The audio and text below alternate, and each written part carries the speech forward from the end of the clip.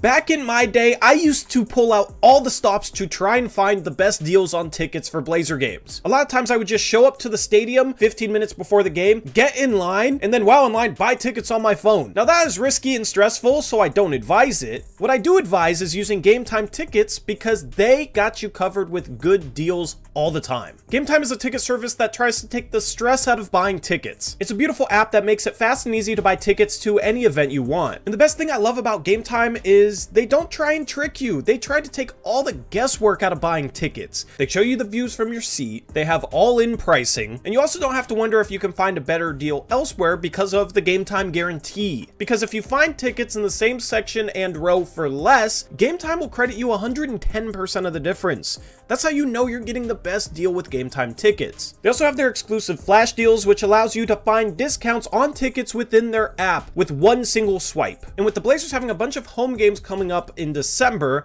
as well as Blazer tickets being a great gift to give at Christmas, why don't you take the guesswork out of buying tickets? All you have to do is download the Game Time app, create an account, and use the promo code UPRISE for a $20 discount off your first purchase. Terms apply. Again, create an account and redeem the code UPRISE. That's UPRISE for $20 off. Download Game Time today. Last minute tickets, lowest price, guaranteed.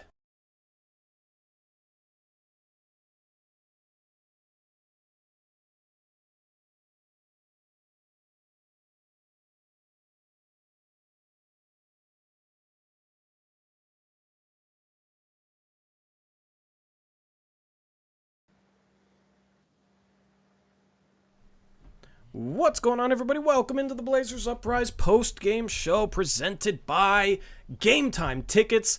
The Blazers today, Eric, pull off one of the most impressive second halves I've seen in quite a long time as they beat the Cleveland Cavaliers on the road 103-95, wrapping up a successful Eastern Conference part of their road trip, beating both the Cavs and the Pacers on the road while being double-digit underdogs.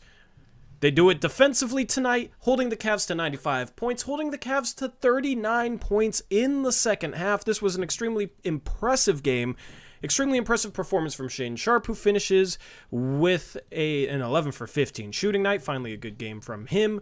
And we got you all covered on a late night edition. I mean, it's not even really late night. If this was a home game, this is normally when we'd be going live. But since it was an Eastern Conference road game and me and Eric had rec league games, we decided to go a little bit later with the post-game show. But thank you all for tuning in. Eric, how's it going, man? This was a pretty impressive win. Yeah, especially the second half. They got down 14-16 several times, and every time it's just like, oh, man, here we go. We have 15 turnovers in the first half, and then but still managed to keep it within 6 at halftime, and then come out beginning of the third quarter, have 3 more turnovers like right off the bat, get down 14 again after all the work to come back. And then from there, I mean, they just played, like you said, one of their more impressive halves of the season. And Shaedon Sharpe actually took over this game, and it was fun to watch. Yeah, man. Sharpe had struggled recently, and I felt like he just needed a get-right game. And I didn't think it would happen tonight because Cleveland's a solid defensive team, and they got some shot blockers around the rim. You got Evan Mobley, you got Jared Allen. Sharpe goes 7 for 8 inside the arc. But also, he's hitting threes. His three-point shot has been, I mean, maybe not an area of concern this year, but it hasn't been good. You know, he shot the ball much better last year. He was getting easier three-point attempts, a lot of catch and shoot. Today, though, 4 for 7, including a couple really tough off-the-dribble threes. He was 32% from 3 going into this game. He was 30 for 94 on the season. Now he's 34 for 101, right? So that efficiency from 3 going to look a little better. I think he's due for a little bit of a hot stretch here. He was dealing with that thumb issue, but playing through it. Hopefully that's healing. Really good to see him have a good game. But it wasn't just him knocking down threes, man. We've been talking about how he needs to, at times, be aggressive going to the rim. We saw him, it wasn't really a poster of Jared Allen because Jared Allen didn't jump, but Sharpe drove baseline, got a dunk in traffic, was impressive. He also had a play late to push the game to 99-91 where he has a layup where he just attacked the body of the rim protector and finished well. And then also, what did we see in this game? He had 2 easy buckets off cuts. He actually was quiet in the first half and got going because of a backdoor cut there late in the second quarter. Malcolm Brogdon, props to him, found him with a really nice bounce pass, and Sharpe got a dunk out of it and got going off of it. And last year, I thought he did a good job of cutting, moving off the ball. This year, we didn't see it as much. There would be a flash here or there where we'd make the right cut, but that was something I was asking for him because with his athleticism, and especially because he does have a couple of guys that can score the ball around him where his defender will, at times, even though it's Shaedon Sharpe, like he's a good NBA player, at times his defender will stop paying attention to him and start ball watching. And I thought he made a couple good reads on cuts in this game, got going off of it, and got a couple easy buckets, and it's efficient offense. I think earlier in the year, he at times just kind of fell asleep off the ball, just standing behind the three-point line, waiting for the ball to either come to him or somebody to shoot it. And that was really, really good to see him get going off of a cut like that after he was quiet to start the first half and then erupt. Also did it on the boards, also did it passing the ball. Like, this was just a super well-rounded game, and this might be the best game of his career, to be quite honest with you. 11 for 15, 29, 10, and 5. Phenomenal stuff. Yeah, absolutely. And so Lamar heard mention this on the Blazers broadcast with regards to Tamani Camara about how it doesn't show up in the box score, but Tamani makes like cuts that open up or freeze the defense or move a person's eyes off of the ball, and then they're not in a position to help defender on a drive or on a pass to the middle or something. And he's been doing a really good job of illustrating that. And I feel like Sharpe has the ability to impact the game even more as a cutter than Tamani because, I mean, obviously Tamani's a second-round rookie and doesn't have the respect yet that Sharpe is gaining. So teams have to account for him because they don't want to get caught with a lob pass backdoor. So I think they can use that as part of their offense, is like not even necessarily like a decoy, but basically just run him through like every other possession or something, make him say you have to cut on this play or whatever. And I think it'll open up the offense for the rest of the players, even if it's not like a designed play for Sharpe. And eventually, you know, they might stop guarding it if we're not passing to him, and that's when you sneak behind him and get a lob or whatever. Yeah, absolutely. And I mean, this team in the half court has struggled this year. It needs more easy buckets like that. It needs more off-ball movement. And we've talked about freelance for years with Chauncey Billups, like teaching these guys how to play out of freelance. And one of the things that you got to be able to do is read your defender, and especially if you're an athlete like Sharpe is, backdoor cut them when they're ball watching, because you can get easy buckets out of it. And it feels like most of the time when Sharpe cuts, he's open.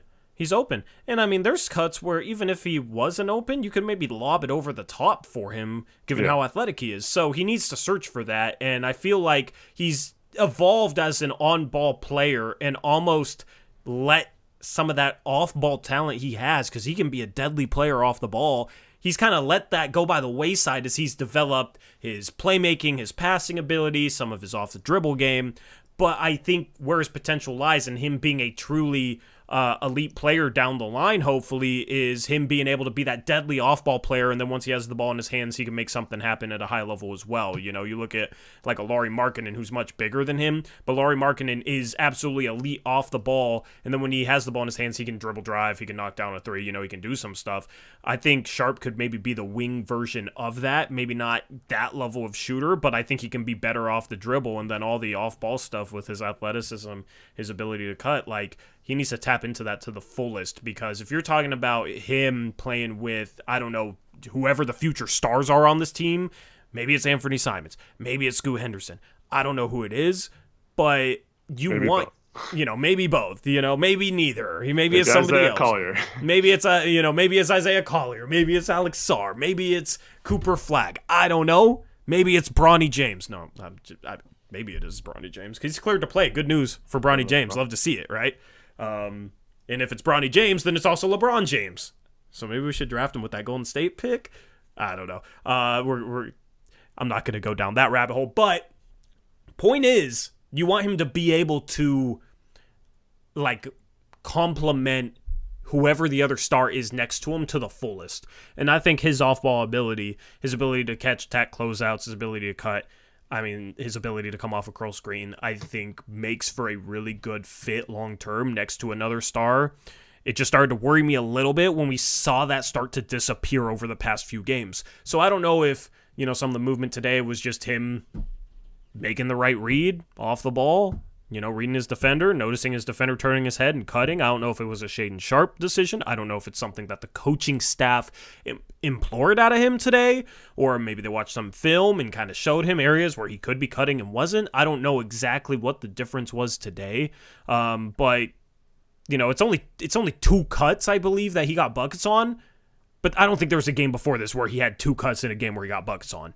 Or cut as decisively as he did, flash towards the middle of the paint. Like, I thought he was good off the ball, and then on the ball, he made a ton of plays, and that's the thing, is he'll have games where he looks really good on the ball. I just don't want him to forget that he is freaking deadly as an off-ball player, and he can do both at a high level, and that's the best Shaedon Sharpe that you can get for his career, is somebody that does both.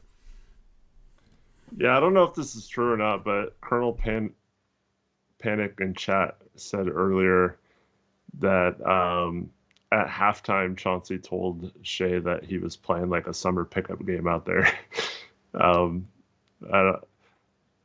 hope that's pissed true him off a little bit. Yeah, like he said that Shea didn't like it, but it lit a fire. I really hope that's true, because I feel like Chauncey needs to be honest with these guys. Like, don't coddle them or anything. Like, if they're out there like going through the motions and just kind of doing whatever out there, like, you need to call them out on that. And that's part of putting an address on it and mailing that letter with the stamp or whatever. Like, that's accountability. And so yeah, challenge these guys, because I was very adamant this summer that someone like Sharpe needs to be challenged. He needs to get more responsibility, and you need to make sure he's knowing that he needs to do this and needs to be better and all this kind of stuff, because otherwise, I don't know, it just feels like he's the type of guy who might just kind of float around and go through the motions at times. So I think challenging him and giving him as much responsibility as possible is the right play, without playing him like 40 some minutes like they were playing him. Yeah.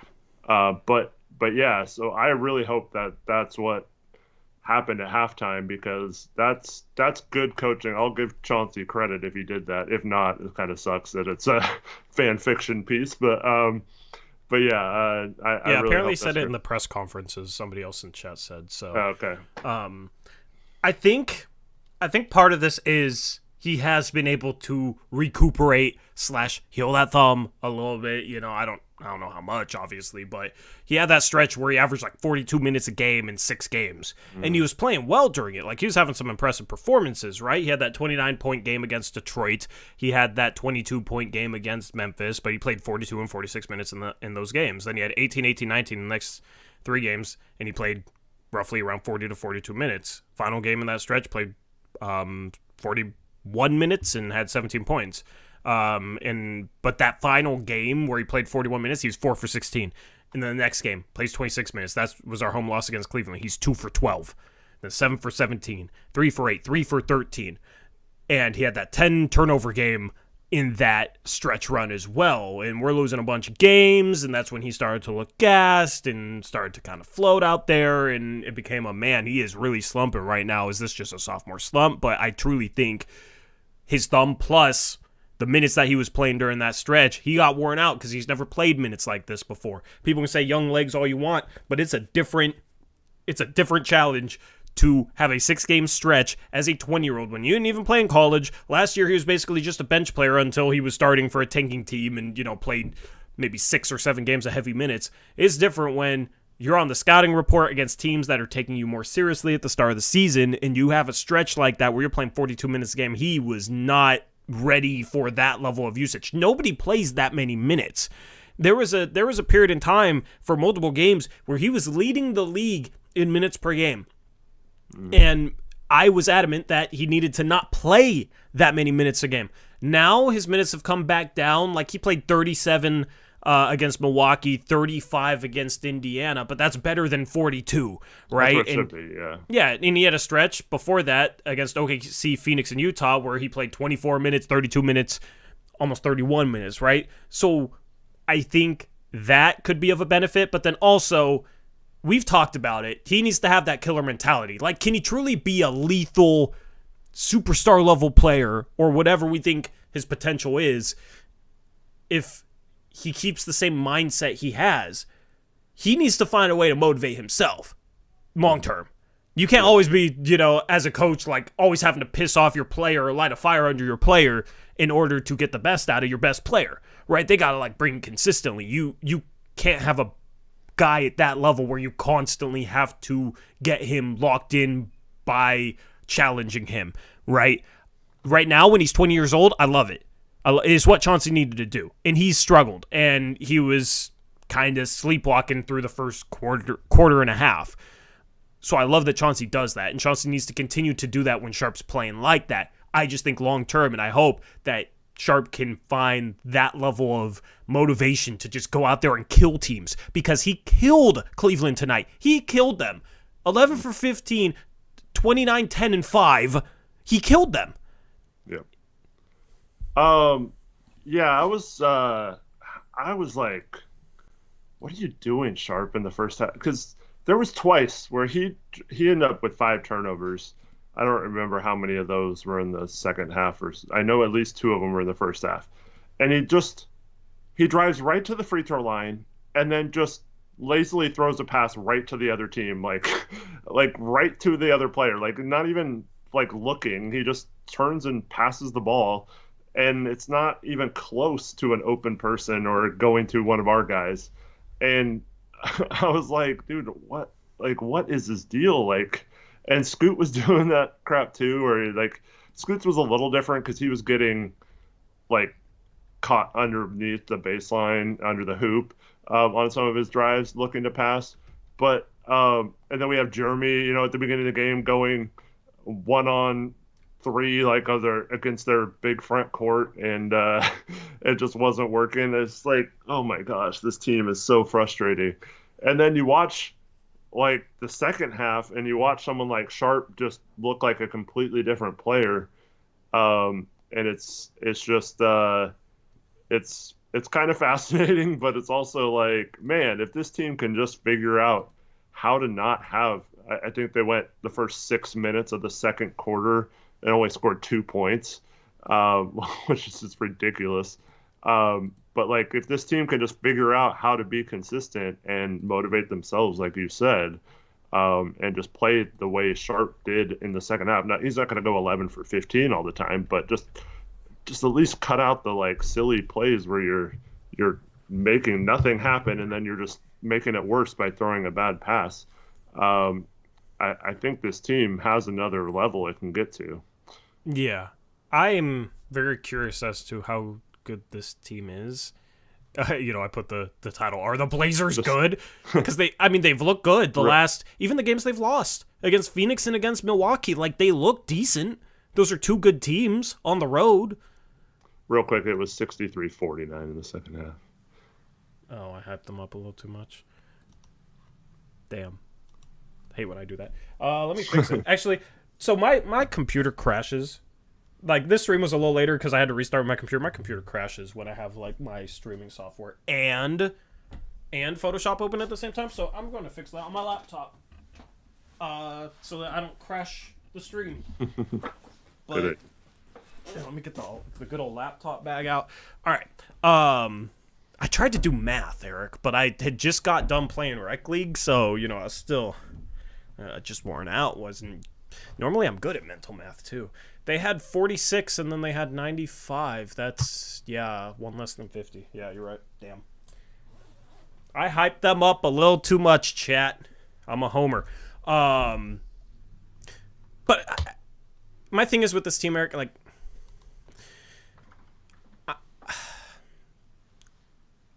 I'm not trying to make this like a negative thing. I need to see more before I start, buying a little bit of the hype from this Right. stretch. Like this team looked pretty bad for stretches in this game, but they looked really good for stretches in this game, right? They're probably just going to be inconsistent and have stretches like this and have stretches like the 8-game losing streak. Now, the problem with the 8-game losing streak is they didn't have any guards, right? So, like, they're not that bad.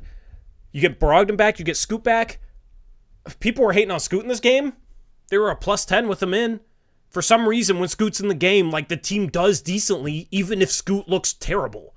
Mm-hmm. I don't know if that's just a coincidence or what, but, now having Brogdon and him back obviously makes this clearly a different team. I don't know, man. Like, I don't know. I don't know if it's a case where teams aren't taking us seriously enough. Maybe that was the case with Indiana and Cleveland. They're coming to these games at home, double-digit favorites. Right? You're looking at Portland, they're 4-12, 5-12. Maybe it's a case of that. I don't know. I'm just curious to see more. And this season got bleak with that 8-game losing streak, but at this point, I'm curious to see more. I'm not going to sit here and say they are a good team, if healthy, with Ant back, but Ant can obviously take this team to another level. I mean, that's just where I'm curious. So the problem is, last year, they had that hot stretch to start the year. Like, at the start of the year, they normally seem to have a hot stretch under Chauncey Billups, and then December and January are just awful. So they need to keep building. They need to keep getting better, because they've gotten better since the start of the season. Certain players on this team have definitely gotten better at the start of the season. That should be the case because they're young, right? They should improve throughout the season. It's not like they're veterans. They are what they are. They're young. These guys should improve more than teams that are a little older, a little more, with players more set in their ways. So December, January. December, they got a lot of home games. Shout out to Game Time Tickets. Use that promo code Uprise if you want to go to one of those home games. They got a ton of home games. They got one road game between December 7th and the end of the year. That's, 3.5 weeks? And it's at Golden State on the 23rd. Only game. They get a good day of rest before that and 2 days of rest after that. And it's close. Like, it's not even much of a travel game. So they got a real opportunity, if they keep building, to maybe rattle off a few wins and start getting closer back to 500. Because right now they're 6-12. They're only 6 games under. I'm not going to play that look-ahead game like I did last year and drive you crazy, because I know you hate that. But, we've seen this team have hot stretches like this. 4-game hot stretch. Remember the 4-game winning streak when we traded for Josh Hart, right? Like, we've seen this team show flashes with different players under Chauncey Billups. Most of the time, it's never been sustained enough, or the improvement hasn't continued for long enough.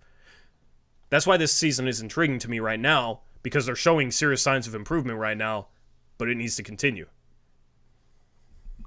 Yeah, I was watching this game tonight just thinking, what the heck is the Cavs' problem, man? They're just a mess, man. Like, I don't understand how a team with Garland, Mitchell, Allen, and Mobley can be like this bad. They're 10-9 now on the season. So yeah, a little bit was. I feel like they're a little dysfunctional. I think JB Bickerstaff needs to go, but I mean, we had 15 turnovers in the first half, and they could only score 46 points. Like, what? A lot of those were live ball turnovers too. Man, I don't know, man. That was a pretty poor performance by the Cavs, which is also kind of factoring into my not trying to get super hyped. I mean, I'm excited that the team's playing well, and winning games like this is better than blowing the lead and losing it, which certainly felt like they were about to do when I think Cleveland cut it to like 4, or they cut it to 4, but then that shot didn't count. I guess it was slightly after the buzzer. And he felt like, oh, great, what's going to happen? But yeah, like, at the same time, you think about this, like, if we just take care of the ball and don't have 15 turnovers in the first half, we might have blown them out tonight, and it might have been like an easy win. So I'm kind of torn between, like, are we just catching teams off guard, like you said? Like, they're not taking us seriously because they look at our record or whatever, and then They don't realize that, we've had players injured and stuff and we're better than our record shows maybe. Or are these teams just are we just happening to catch teams on a bad night, or like teams that aren't playing well and it's just working out for us? That's the question, man. That's the question, and we should have the answer by the end of December. This is the last day of November. Also, my half birthday. Also, Shaedon Sharpe's half birthday. Shout out to That's why he played so well. Yeah, he balled out on his half birthday.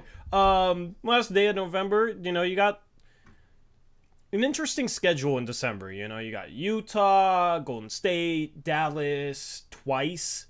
Utah again. Actually, you got Golden State twice, you got Utah twice, you got Dallas twice, you got the rematch at the Clippers where we got blown out on opening night. We should get Ant back during the stretch. We got 3 games against the Warriors. I'm just looking. You got 2 against San Antonio. Yeah, because they got the one added. Mm-hmm. Yeah. You got another game against Phoenix. You got some bottom feeders at the end of the month with Washington, San Antonio twice in a row. Like, it's a good balance of, like, some beatable teams. Utah, San Antonio, Washington, but, like, some legitimate challenges. Like, it's a pretty balanced schedule, and it's home heavy. So, I'm really curious to see what the record is at the end of the season, at the end of December. I'm going to let it play out before I come to any proclamations, like this team is ready to compete for a play-in spot or anything like that. Enjoying the basketball they're playing right now, which is nice. Compared to how brutal it was during that 8-game road trip, 8-game losing streak. This is going to be fun. This is going to be fun to figure out. They got a game on the 2nd and then 3 days rest. Maybe they don't want rest right now. So some people in chat are worried about Ant messing things up when he comes back. Are you worried about that at all? No. What? Like, we got to stop overthinking things. Ant is a very talented player. We scored 103 points in this game. Mm-hmm. We're still not a good offense. Even in the games, like, we scored 114 against Indiana, but they are the worst defense in the league. So that's not even that. That's like below average for what teams score against them. We scored 102 against Milwaukee. Like, we scored a ton against Utah, but Utah sucks. So the biggest thing we need still is probably extra little bit of playmaking, a guy that maybe has the ability to take over a game, and 3-point shooting. Ant brings all of that. Like, Ant brings everything this team needs most right now, even when they are playing better. And I think Ant is bound for a step defensively. Like, I was really impressed with the way Ant defended on opening night. Mm-hmm. So I think Ant's going to come back with a little bit of a chip on his shoulder. Like, I think Ant's going to come back and play well. There is no way he's going to hurt the team because they squeaked out a comeback win against Cleveland, barely beat the Pacers. Like, those are good wins. But if we have Ant, we probably beat the Bucks. We probably have 4 wins in a row right now if we have Ant. We're probably talking about a 4-game winning streak. Because that Milwaukee game, what did we have? We had a fourth quarter lull of epic proportions and choked a 26-point lead. You got Ant out there, you're probably not having that lull. So this team still has problems that Ant will definitely help with. There's no way that Ant is going to mess things up. Yeah, I agree. And people are underestimating his defense, I think, too. Yes. I don't think it's just going to come in and ruin our defense. I agree. Yeah. We should be getting the answer to that soon. And if he does ruin it, like, does it really matter? Like, or we're trying to figure things out this year. And that's why... Well, let me just say this. One final thing. If Ant ruins things, then we were not that good to begin with, so it doesn't even matter. Right. Yeah. Yeah, how's an efficient, like, shooting threat that can create his own offense going to ruin things? Yeah. I guess this is a good transition into Scoot, but like one of the main things I wanted to know this year is who are our guys moving forward, right? And who can we depend on? I mean, Sharpe's had his ups and downs this year, but I think we're all pretty much in agreement that he does have the potential to be one of those guys. And you can definitely see that shining through at times. So I'm not really worried about him. You can argue about the times he looks like he's going through the motions out there or whatever, but you can definitely see he clearly has a really high upside and ceiling, and that's good that you're noticing that. But like, one of the biggest issues, and I'm willing to give this a season, because if you would have said this at this point last year, you would still be like, who the heck knows when it comes to Sharpe, right?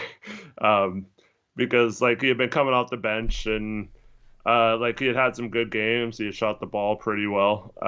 But like, there's nothing that like led you to believe he was going to be like a decent passer or like whatever, like a guy who was good with the ball in his hands as like a ball dominant guard.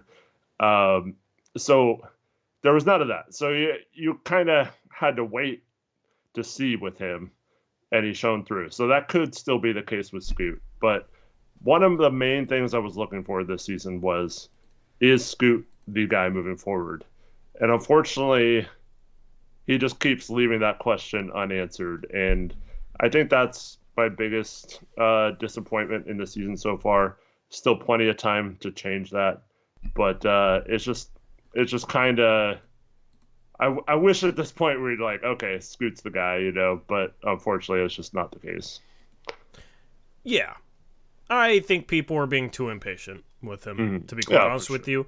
And it's actually kind of frustrating me, because a lot of people wanted to sign up for a rebuild, but then we get Scoot Henderson with the 3rd pick, and they're already making proclamations before he's even allowed to play 10 games in his career.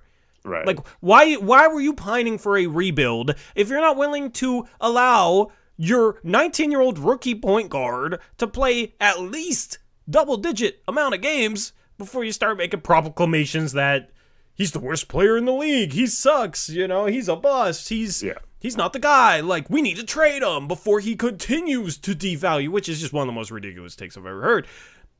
People need to chill. Like, I had an argument today with somebody who's pretty optimistic before the season. I respect his opinions, even though I disagree with him on some things, but, just a friend of ours, and he was saying, like, he's bothered because Scoot hasn't even shown flashes. And my thing is, like, what do you mean he hasn't shown flashes? Yeah, he's had games specifically where, like, he hasn't shown a flash, but he has games where he has shown flashes. The last game against Detroit before, I think he got hurt that game, he took over that game in the 3rd quarter with his playmaking, feeding DeAndre Ayton, had 7 assists. He comes back, he starts hitting threes. He starts flashing the 3-point shot, which is nice to see. Has had a couple of mid-ranges. Had 7 assists in this game. And honestly, for a rookie point guard, I think his defense is pretty damn solid. I think he's shown some flashes on the defensive end. It's just like, he had that play against, it was against Indiana, where he forces a turnover, gets a steal, really good defensive possession from him, and then that was the play where he, like, fell under the rim and threw it up, like, at the bottom of the rim, and people are going to remember that. But he forced the turnover. You know what I mean? So it's like, if you're looking for flashes, right? Obviously, whatever that layup was not good at all. But he's showing you flashes. And people just need to be patient. Like, I do think people overhyped, and maybe I was included in this, overhyped how NBA ready he was. But that's the thing with prospects. That's the point I was trying to make, is no 2 prospects are the same. Just because one number 3 pick is NBA ready and takes the league by storm doesn't mean the next one is. Okay, Scoot is a unique prospect. There isn't really an exact player comparison or a great player comparison for him. He does have a flaw with his 3-point shot that he has to develop, and he's going to struggle to have a consistent half-court offensive impact. There is some field things that he needs to work on, like reading the court, like the game's moving a little too fast for him, and I think that's pretty obvious. I said before the season, he needs to work on finishing off at 2 feet. Right now, he does not finish off 2 feet. Has he made one layup off of 2 feet? In the NBA, you got to be able to do that as a guard. But he doesn't do it. That was something before the season that you could identify as something to improve, right? So like there's just areas that he needs to get better in. But he's 19. He's not going to be in his prime for another, 6 years? 7 years? When does the prime chart? When does a player's prime start, chat? 25, 26 years old? He's 19. It's a little earlier now than it used to be, but yeah. Yeah, like, by the time he enters his prime, I'm going to, like, have a kid up here on stream. You know what I mean? Like, it's a long freaking time. All right? So, just, people need to chill. People need to relax. I know it would have been great if he came out and proven he was that guy already, you know, like then everything would be great and we'd probably be at 500. So I understand the disappointment that like you have and other people have, Eric, and like I'm kind of disappointed that he hasn't come out and taken the league by storm like I was hoping optimistically. But at the same time, I'm not going to sit here and worry about a dude that's 19 that's played 9 games that had obvious things that he needed to work on coming into the league where it's like, yeah, he's struggling with that, but it's not like he was a 3-point sniper and we drafted him for 3-point shooting and he's out here shooting 2 for 24 from 3 to start his career. Yeah.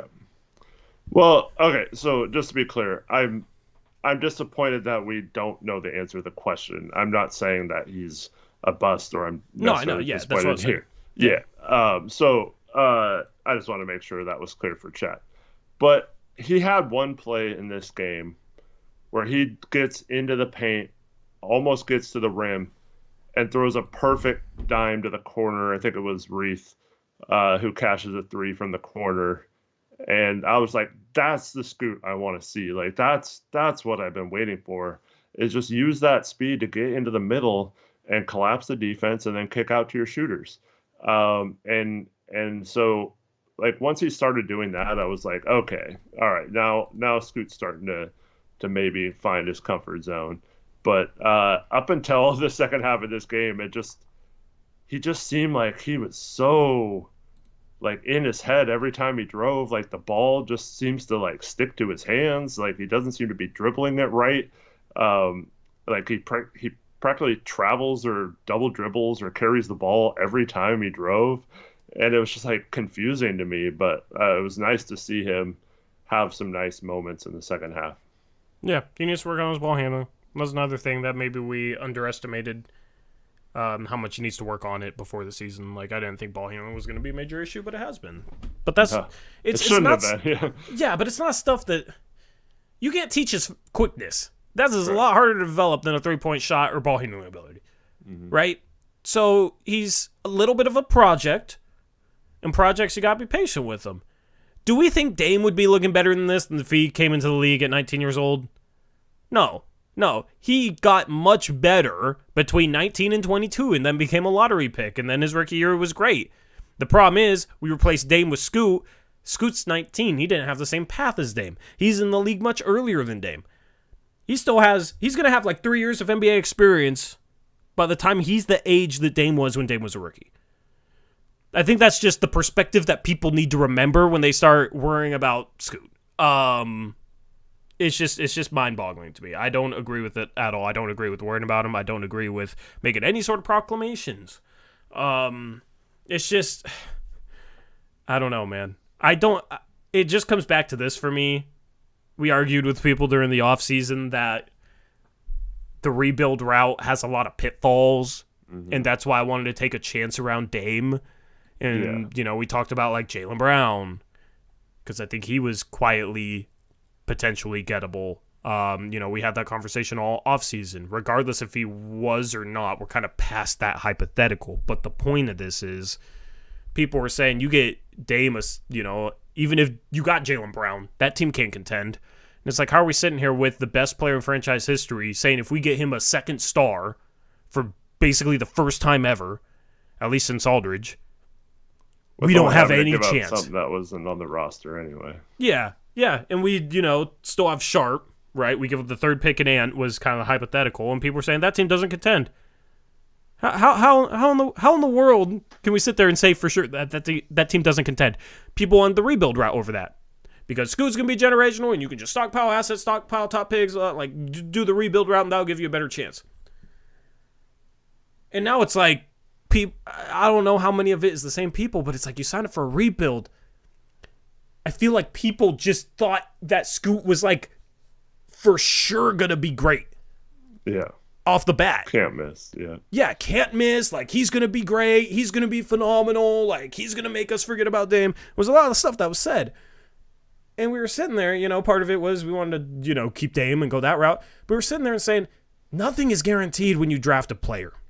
Nothing. Even Wemby might come in the league and have injury issues. Now, Wemby's as can't miss as you can find.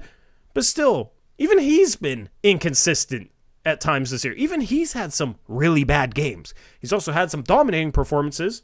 He's going to be just fine. But you're talking about rookies. No prospect is can't miss. There's been a number of guys that have come through in the draft, and people have talked about them as can't miss prospects, and then they end up being role players at best. So, I don't know. People need to keep everything in perspective and relax with Scoot. Yeah, I'm fine with the or whatever you want to believe. If you're optimistic about Scoot still, if you're pessimistic about him, I'm fine either way. I just don't like the people who would come in here and yell at us in all caps, right, in chat saying Scoot is gonna be better than Dame. We're gonna have a decade of championships and all this stuff, and now those same people are saying like Scoot sucks. We shouldn't have drafted him. Blah blah blah.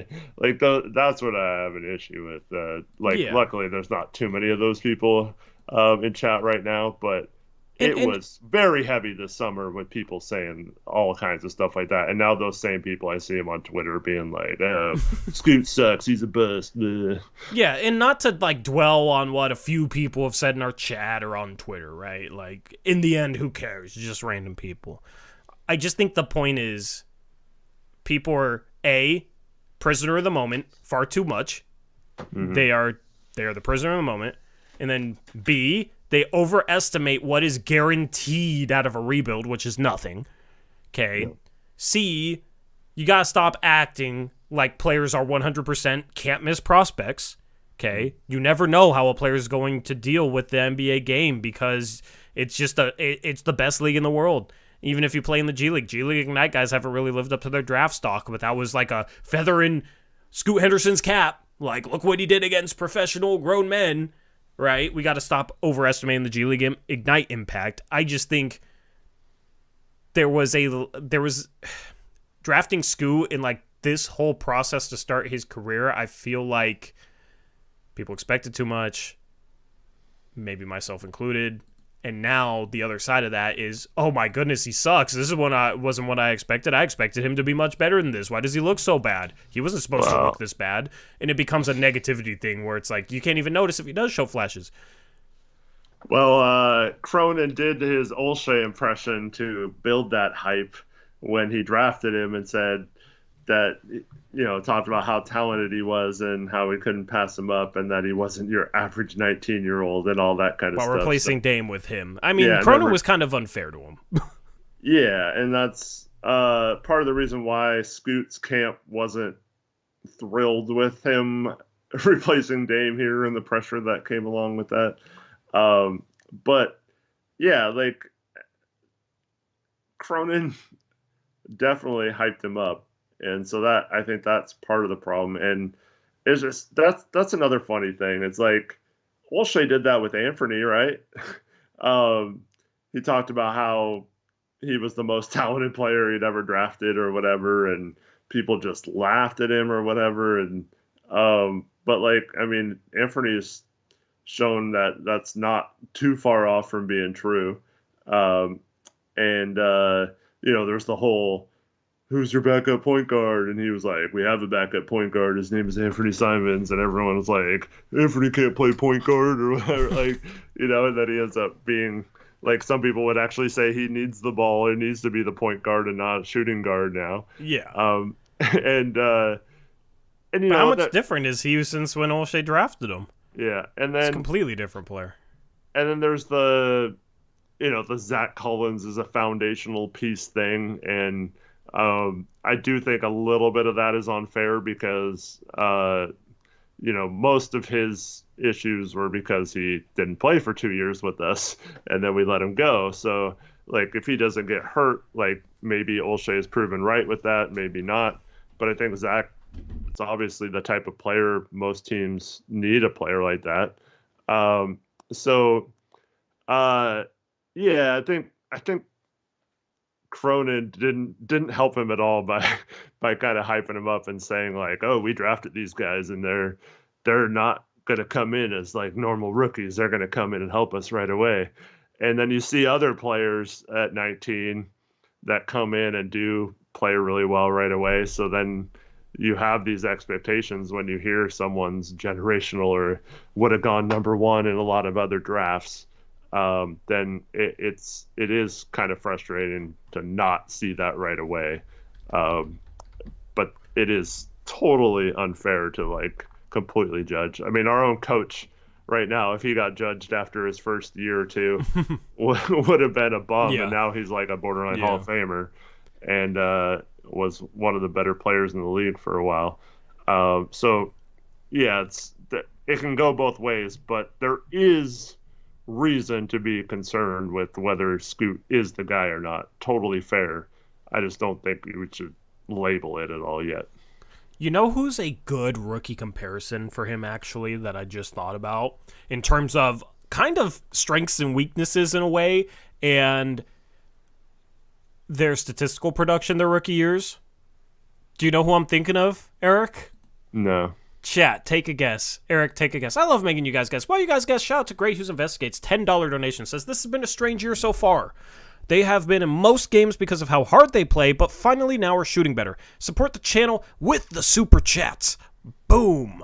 Thank you, Gray, for the $10 super chat. I appreciate you as always, bro. And then shout out MGJJ123 with a $5 donation with no message. If you meant to leave a message, let me know in chat, and I will read it off. Appreciate your donation. MGJJ123. Somebody in chat says Keon, which is silly. Russell Westbrook? Nope. We got Marcus Smart and Mike Conley, who apparently is Scoot ceiling, which I think is ridiculous. Shout out to Jack M with the $2 donation. Says Gilbert Arenas. No, not the guy I'm thinking of. Shout out to Jack, though. Tim Quarterman. We got people being unserious in chat. No, you know who it is, Eric? Did we play him tonight? No. Okay. Right now, he's averaging over 30 points per game.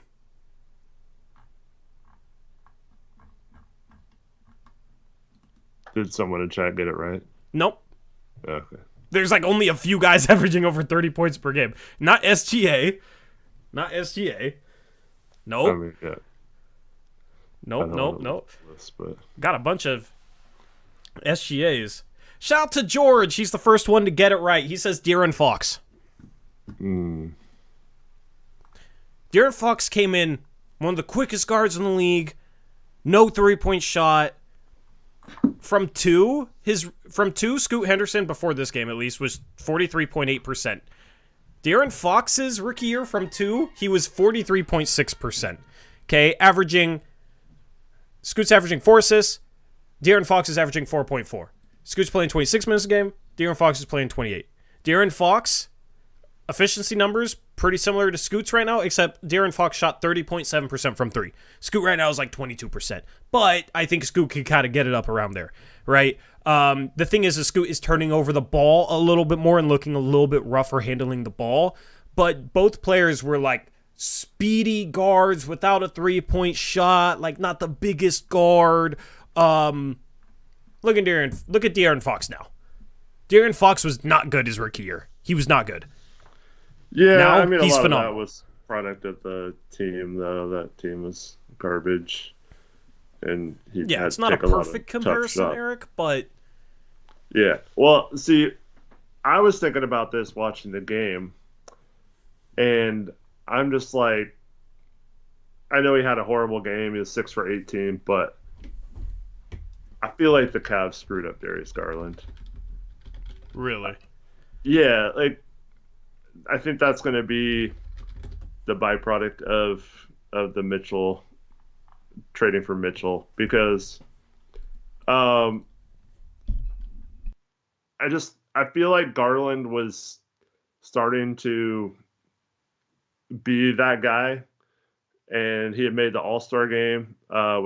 Things were going really well for him, and then you bring in someone that's more ball dominant than him and probably better than him. And I think that just kind of stunted his growth a little bit. Yeah, maybe a little bit. I mean, Darius Garland is a smaller guard. I don't know how much he's physically capable of. He's definitely talented. I don't know. I don't know. I But don't think I the don't think Donovan Garland Mitchell. had a good rookie year though, so that's what I was thinking. Like he had Yeah, to jump yeah, his second year. yeah. But he came into the league as like more of a shooter. Elizabeth in chat says Fox in college and high school was considered a solid shooter. De'Aaron Fox shot 24% from three in college. He was not considered a solid shooter coming into the draft. And if somebody was considering him a solid shooter coming into the draft, I don't know how. After he shoots in 36 games he played in college, by the way, he shot 24.6% on 2 attempts a game. Like he was not a shooter. So, Yeah, but he did. I mean, Scoot last year I think shot a better 3-point percentage than that from NBA 3-point line, not college. I mean, he did up until the point where he ran into Lonzo Ball. He did, lead Kentucky and prove that he could run an offense and stuff. I mean, I guess you could say Scoot did that in the G League, but as you mentioned or started to allude to earlier, I don't know how much that really is a true testament of your abilities in the G League right now. But yeah, they're similar. They're similar as prospects come into the league and then their rookie years, I think. I think there's some comparisons there. Mm-hmm. Like De'Aaron was not, it's not a perfect comparison, but that's about as close as you can get, I think. As close as you can get. I mean, obviously, at this point, I think everyone would take De'Aaron Fox's ceiling for Scoot. Averaging 31 points per game and 6 assists right now, right. Yeah, I mean, maybe not that numbers, but, just... I think the difference for me is Fox didn't seem awkward dribbling the ball like Scoot does right now. He doesn't seem like a point guard. Like he seems like a point forward stuck in a point guard's body, and that's where I'm kind of like, what? Like it doesn't make any sense. Like, I don't even think it's part he needs to work on his ball handling, but I also think it's a mental thing that he can get over. That at some point he'll get over. Yeah. I mean, Sharpe, you remember some of the awful turnovers where Sharpe would just like stop and like dribble in front of him and just lose the ball at the start of last year? Yeah. Now Sharpe's not like an amazing ball handler, but he can get where he wants to go with his dribble. Now he just gets where he wants to go with his dribble and then passes it right to the other team instead of dribbling it to the other team. I mean, Sharpe has some bad turnovers today still, but I mean, you know what I'm saying? Like Brogdon did too, to be fair. The last thing I'm worried about actually is Scoot's ball handling. Really? Yeah. I'm pretty worried about it. I mean, it's better than Sharpe's first 10 games of last year, I think. Yeah, but Sharpe wasn't a point guard either that had 2 years of professional experience. Yeah, but look how much Sharpe wasn't known for like handling the ball coming into the league. Like Scoot before coming into the league showed more of an ability to handle the ball. Right? Yeah. Like I'm not worried about it. He'll be fine. He'll improve at it enough to do what he wants to do. See, Sharpe though, to me, he seemed like he could be a good ball handler. He was just loose with it. Whereas Scoot, to me, seems like he doesn't know how to dribble a basketball. Sometimes, like, he just forgot how to dribble. It's kind of frustrating me a little bit. I mean, but that's mental, right? Yeah, right. That's mental. It's got to be, yeah. I'm just hoping that he can figure it out because it's like, oh, he caught the ball, and he's like, oh, dribbling it high, and it's like getting caught, and he's like, not sure whether to drive or what. Like, I don't know. It's pretty crazy. Yeah. Yeah. I mean, he'll improve his ball handling. Ball handling is one of the most easiest things to improve. Oh, for sure. I think all of Scoot's problems right now are fixable if you put in the work. And so, yeah, I'm glad that it's all stuff like that. But yeah, I don't know. Taylor asks, so Tori, at this point, it seems like you're still pretty confident he'll be really good. I know it's super early. I'm just nervous about what I've seen. I mean, I don't know what Scoot is going to be, but I know that I shouldn't worry about him having a slow start to his career. Like, I don't know. I'm not worried about him having a slow start to his career. Like, I'm not making any negative proclamations, is what I'll say.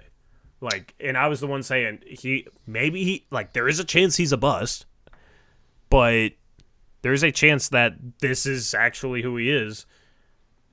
But it comes down to work ethic, like how hard is he going to work this offseason? Like, he's going to be a different player next year. Shaedon Sharpe's a different player this year compared to last year. Shaedon Sharpe, if you gave him the minutes he got today at this point last season, no chance he has a game like this. If he tries to have 5 assists at this point last season, he probably has 50 turnovers. So, Anthony says, do you think that could have something to do with him getting contacts recently? Maybe he's used to dribbling with poor vision and the new vision is messing with good depth perception. Dribbling, you don't use your eyes. If you're a good ball handler, you never watch the ball or use the ball. It's all feel and stuff like that. So his vision wouldn't affect his dribbling at all, in my opinion. 100%. It could, but every good ball handler could dribble the ball with their eyes closed and never even look at the ball, like Steph Curry or whatever. Like, he could do those drills that he does, his famous ball handling drills that Scoot apparently did too this summer. He could do all that with his eyes closed. So that has nothing to do with vision. And I don't know. I don't think his vision was that bad, because he would have addressed it before now if it was so bad he couldn't see the rim, or it was messing with his depth perception or something for shooting as well. So I just think it's just, I don't know why he's just not wearing contacts instead of the goggles, but I don't get it. I don't know. To me, it seems like he just is unsure of himself, and his touch is just gone. And I don't think that's hard to get back with practice and ball handling drills and stuff, but to me, he just doesn't seem comfortable with the ball in his hands at all, and that's his main thing. He was supposed to be the most comfortable guy with the ball in his hands. Yeah, I just think the game's moving a little too fast for him, so he's trying to read everything, and it's messing up his focus on his handle. You know what I mean? And he's not to the point where he could handle the ball cleanly at this level without thinking about it. Because the best ball handlers in the league, they don't really mentally make an effort to think about their dribble. They just kind of do it, right? And I think that might have been Scoot on the G League level, but now he's in the NBA and he doesn't have that comfort. Mm-hmm. He doesn't have that comfort. And now he's thinking about guys digging at him harder, guys trying to rip the ball when he gets in the paint, having to make a pass quicker than he had to in the G League. There's just so much that goes into being a point guard once you reach the NBA, and the game moves faster, so your reads have to be faster, and all of a sudden you're sped up, in that part that was natural is no longer natural because you don't have that comfort, because you're having to almost overthink because you're not naturally reading the game at the speed you need to, right? So he was making a ton of turnovers to start the season, right, Eric? And I think a lot of it was he was making reads he would make in the G League, and those passes would be there, or those plays would be there. Some of it was, fumbling out of the ball due to what I'm talking about, but there were some really bad passes that he was used to being there, or he wasn't able to get to a spot to make a play that he was used to getting to, and he was just trying to play off instinct, and he looked really, really bad, and he was really, really sloppy. Now he's dialed it back, and he's not playing with that same instinct, but he's less sloppy because of it. But all the stuff that he used to do naturally, he's not doing naturally, because when he tried at the start of the season, it was very sloppy.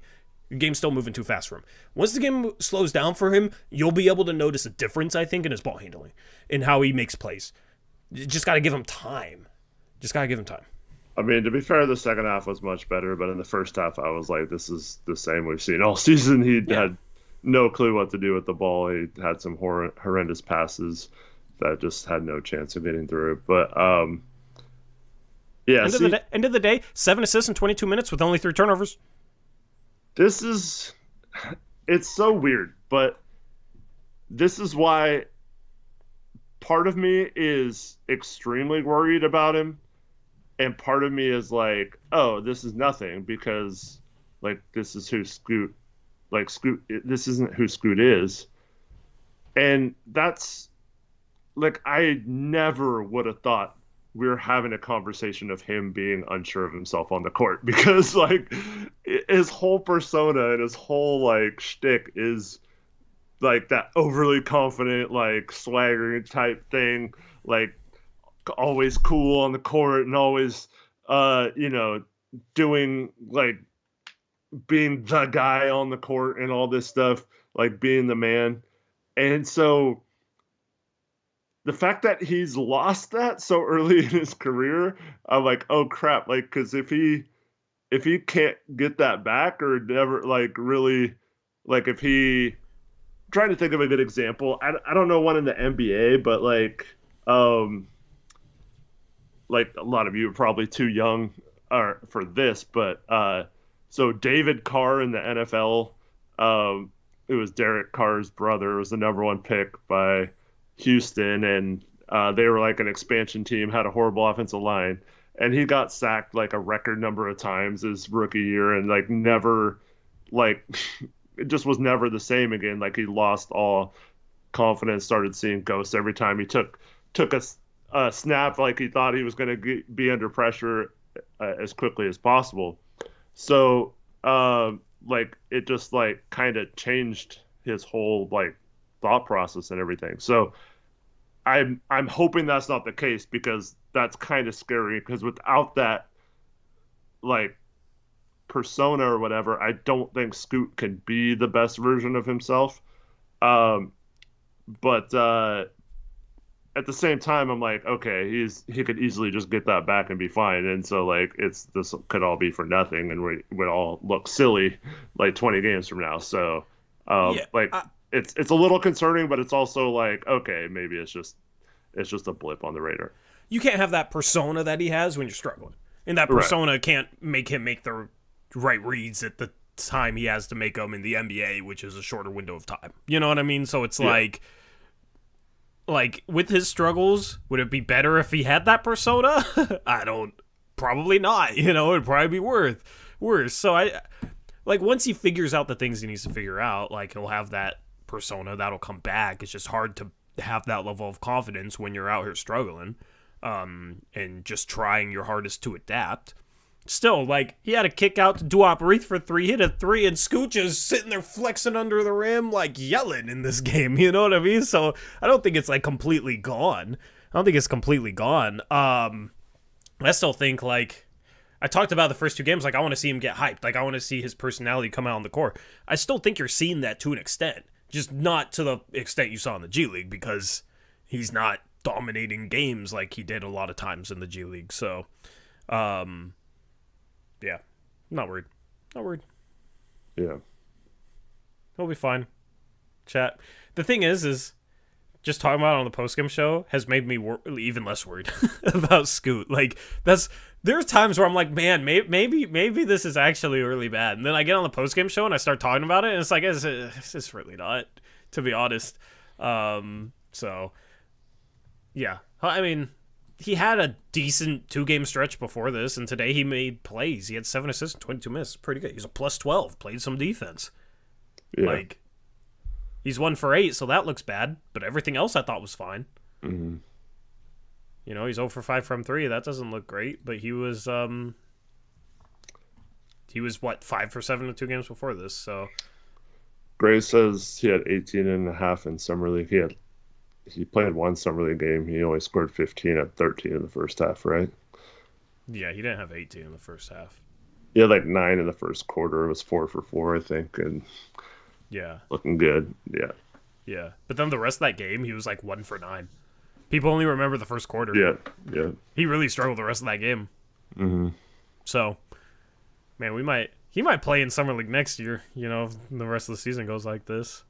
But yeah, I see people want to send him down to the G League. He doesn't need G League reps. He was in the G League for 2 years. Like, what are we doing here? He needs to get comfortable at this level.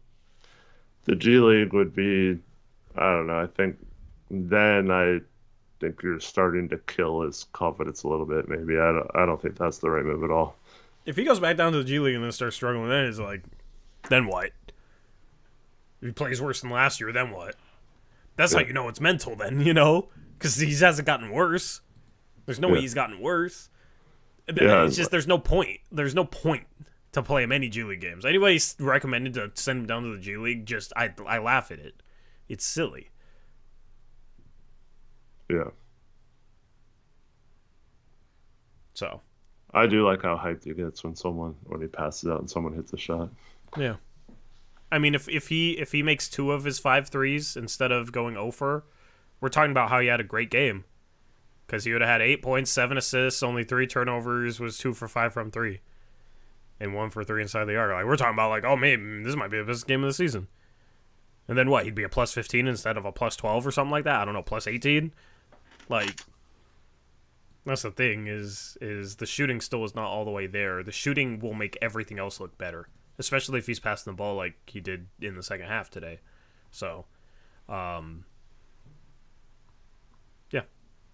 Anyway, enough for Scoot. Once again, shout out to Game Time Tickets for sponsoring his post-game stream. Use promo code UPRISE, $20 off your first purchase. We got a lot of home games coming up in the latter half of December.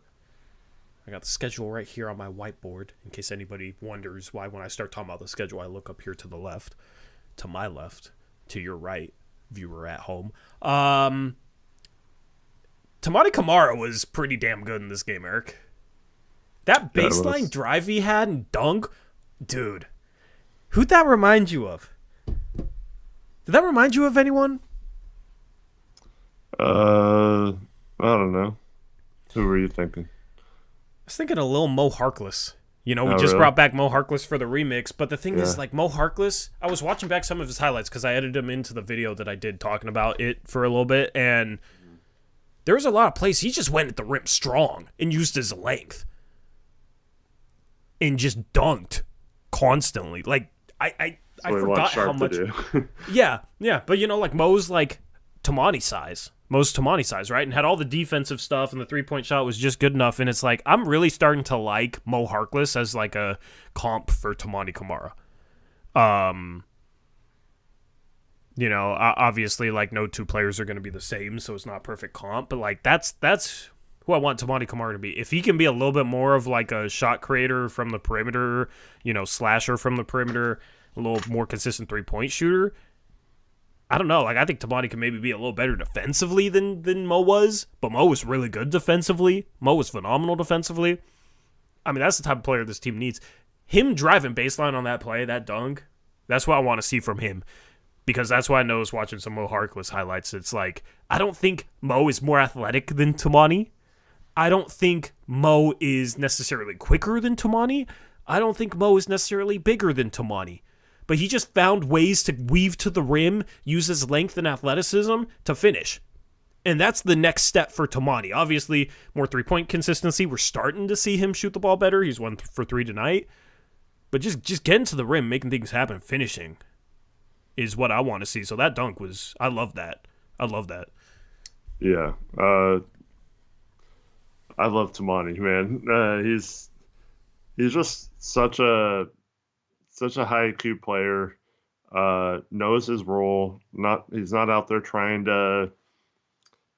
I don't think you ever have to worry about him being like how I felt Jeremy was being early in this game.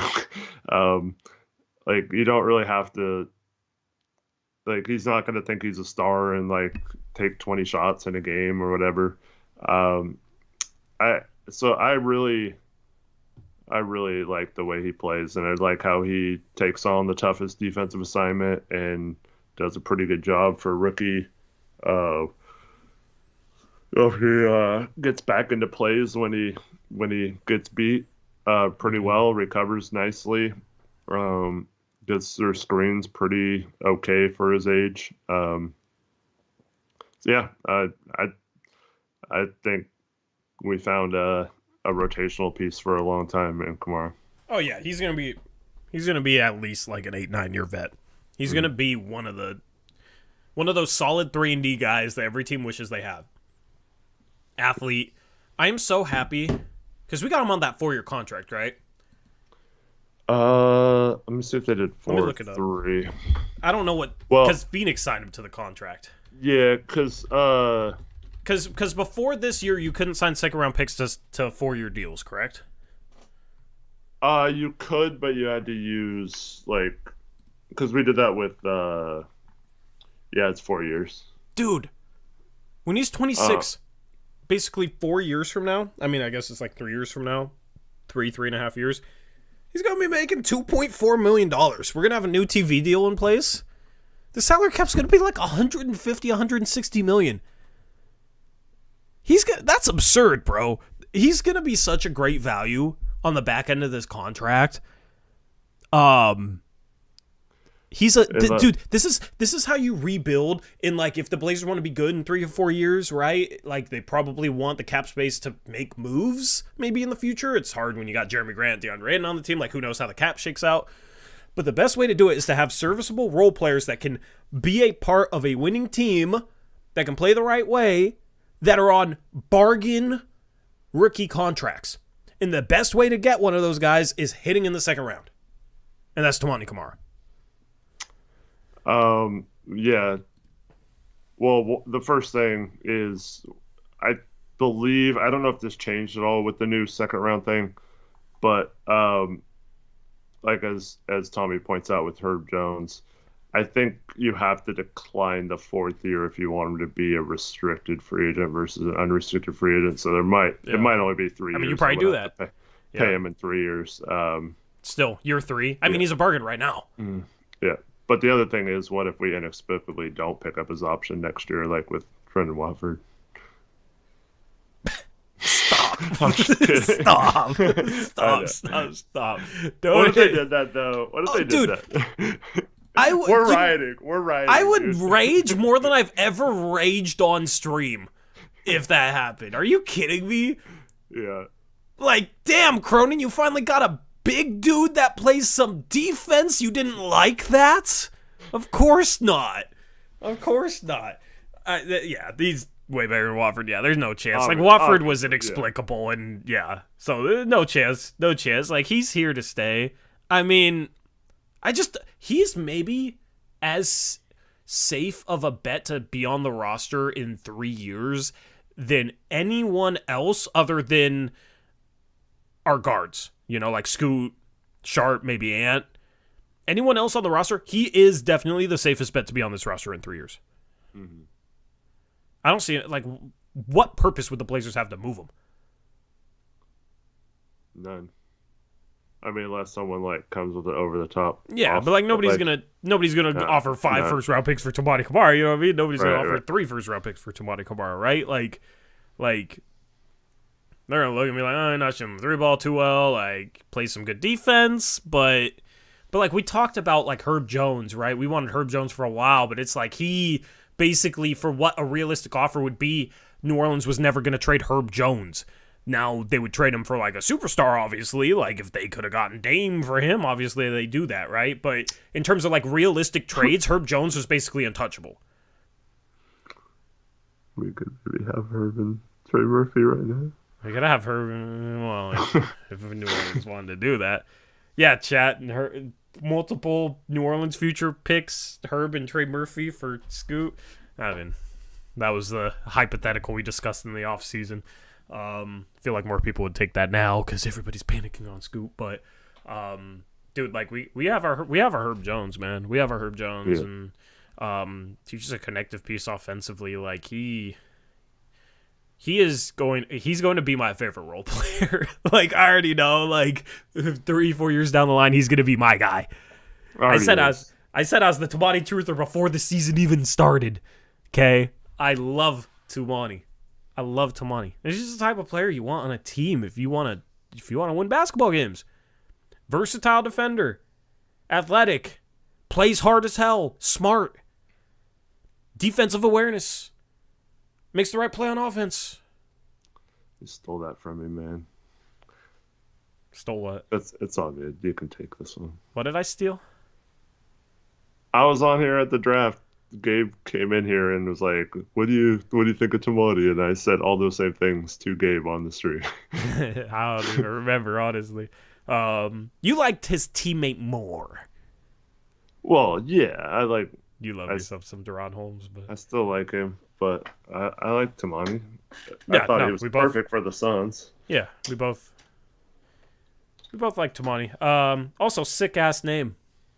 I love his name. Like everything about him, bro. So he's phenomenal. Phenomenal piece. Like the fact that he's a starter. This is also part of the reason why I didn't want to match Matisse Thybulle for $11 million a year. You can find guys that can play some defense and make a shot and can do some things on cheaper values if you know what you're doing. Tamani Camara is that guy. Thank God he got thrown in the Ayton trade, dude. Yes. Like, it almost feels like our draft pick now. Like, I almost forget that Phoenix drafted him. Yeah. So he was phenomenal tonight. Shout out to him. I love watching him defend. First player I've been able to say that about in quite a long time.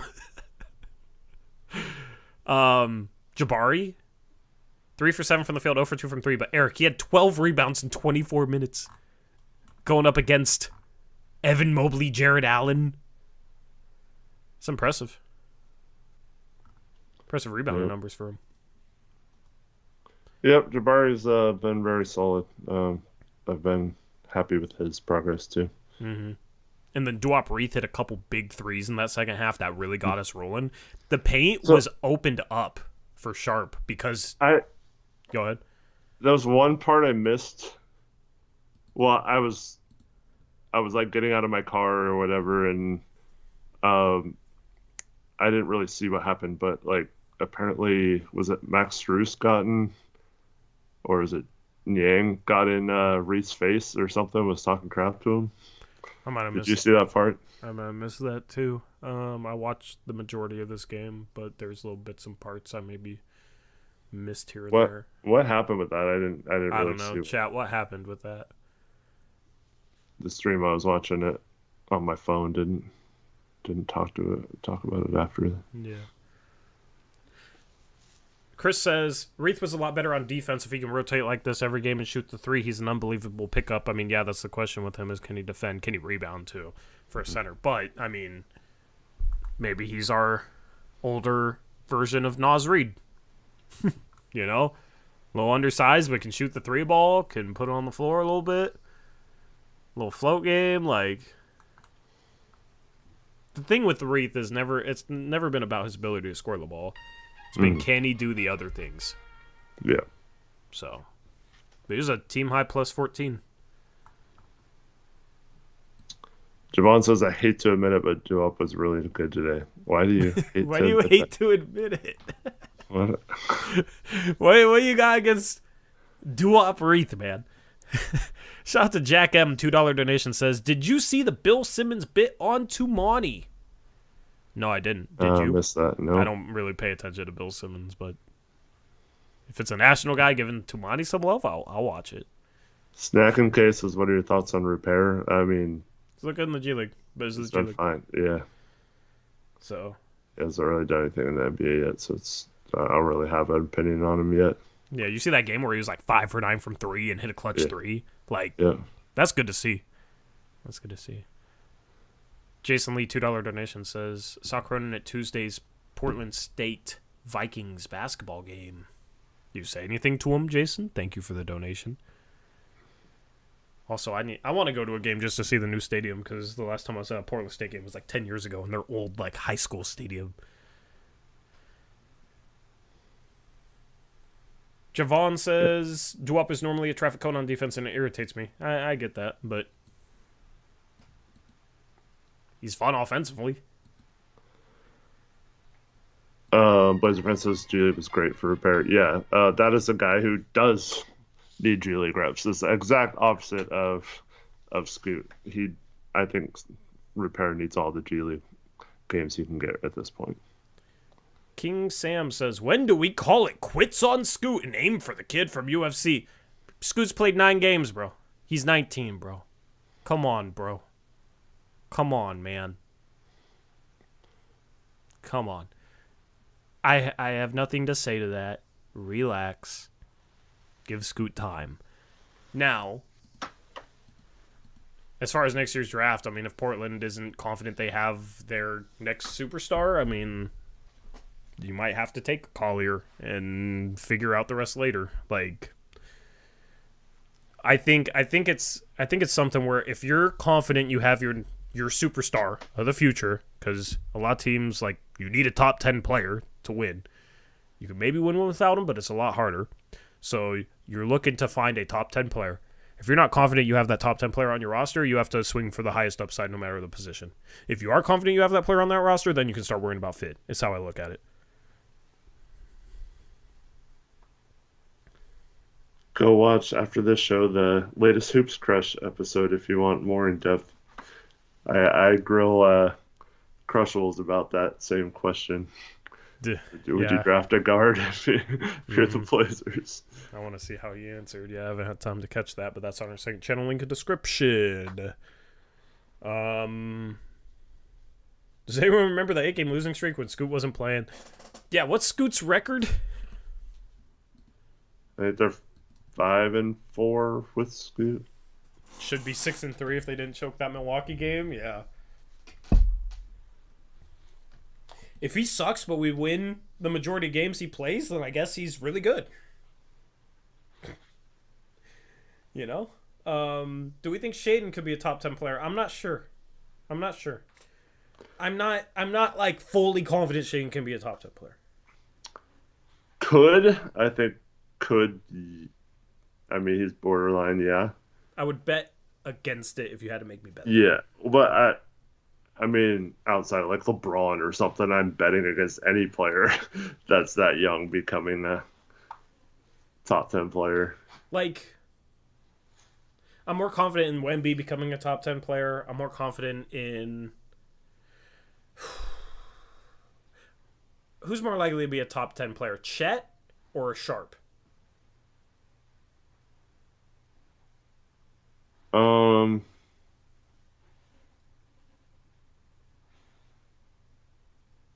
I have to go Chet. If Chet was on our team, everybody would say Chet. Like, yeah, I don't.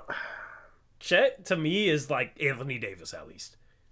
Yeah, I mean, obviously, well, like let's just say Sharpe's Paul George and Chet's Anfernee Davis. Yeah, I Paul still George think is taller than Sharpe. He's like 3 inches taller. No, I know. I'm just saying, like in terms of like his numbers and stuff. Like, I don't know. I think it's pretty close for both of them. But you can't give Chet the ball to win the game. What are you talking about? Did you not see? He's already in his rookie year.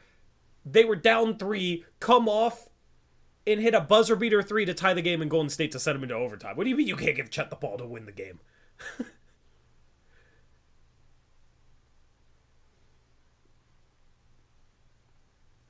Yeah. Gonna forget about the point guard in Indiana? Come on. I think he means about PG and Paul George in Indiana. Yeah, I mean, Paul George is phenomenal. I don't know. That's the thing is there's other young guys that I would think are more likely than Sharpe to become a top 10 player. So Connor, yeah, people are still hating on Chet, even with everything he's doing. So maybe I should have just not brought him up because people are tripping. But that's the thing. Like we can name like 20 players that could be top 10 players or whatever, but it's like only 10 of them can be. And yeah, exactly. It's just you have more confidence in those guys being top 10 players than Sharpe. If there's 20 that you say yes about, then I don't know. Like you probably need to draft for upside then.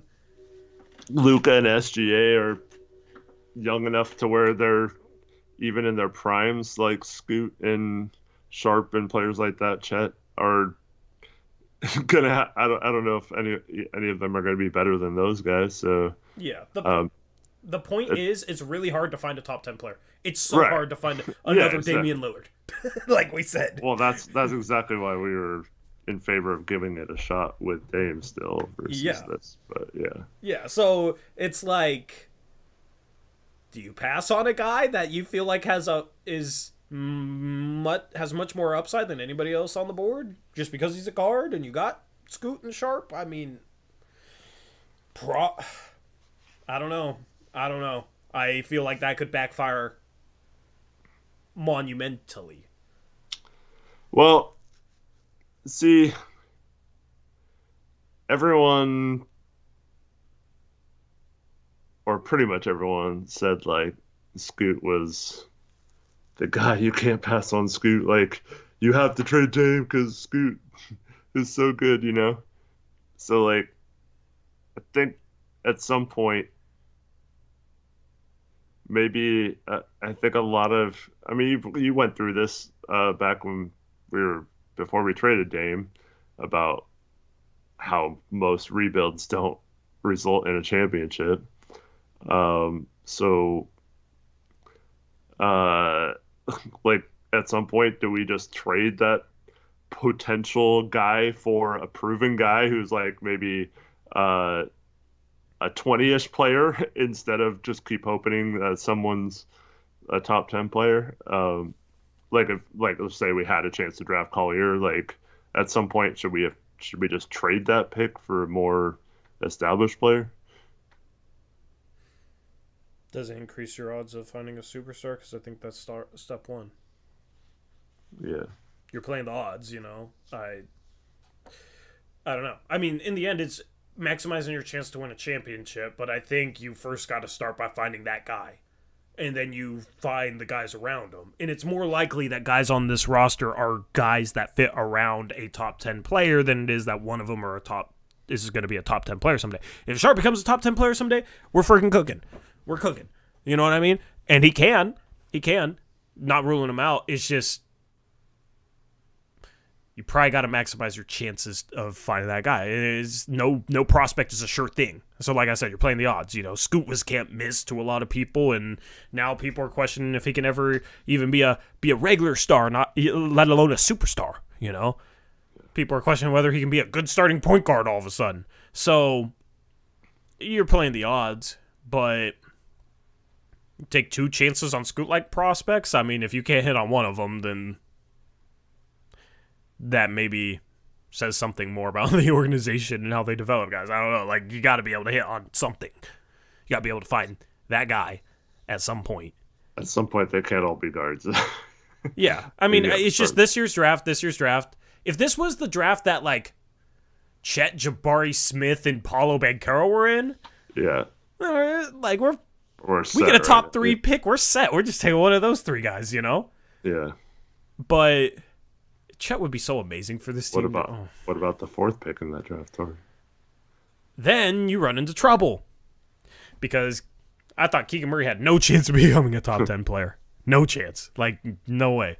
Jaden Ivey, I thought, was the pick there because he had that upside, but now he's kind of trapped in Detroit, and Monty Williams likes Killian Hayes more for some reason. So, you know, Sharpe was the highest upside guy left on the board at that point, in my opinion. So, you know, Jalen Williams has looked really good, but I think Sharpe has higher upside than him, you know.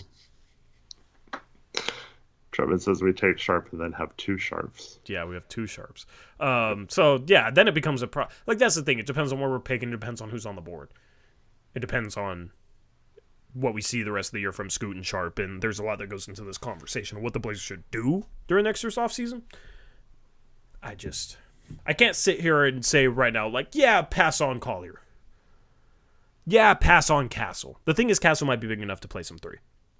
I don't know how. He's a bigger guard that maybe is big enough to play. Everyone has to measure now. We're finally past the year where they didn't have to all measure. Now we have all these ones. Yep. I'm not impressed with Ron Holland. I'm not impressed with Booz Ellis. I'm not impressed with Justin Edwards. Before I knew anything about this draft, I was like, oh, look at all the forwards we could get at the top of this draft. Like, oh, it lines up perfectly. And then I watched some of them. It's just, I don't know. Booz Ellis, I think, is going to be a poor defender for probably his entire career. I watched, like, closely for the first time Cody Williams last night. Yeah, what'd you think?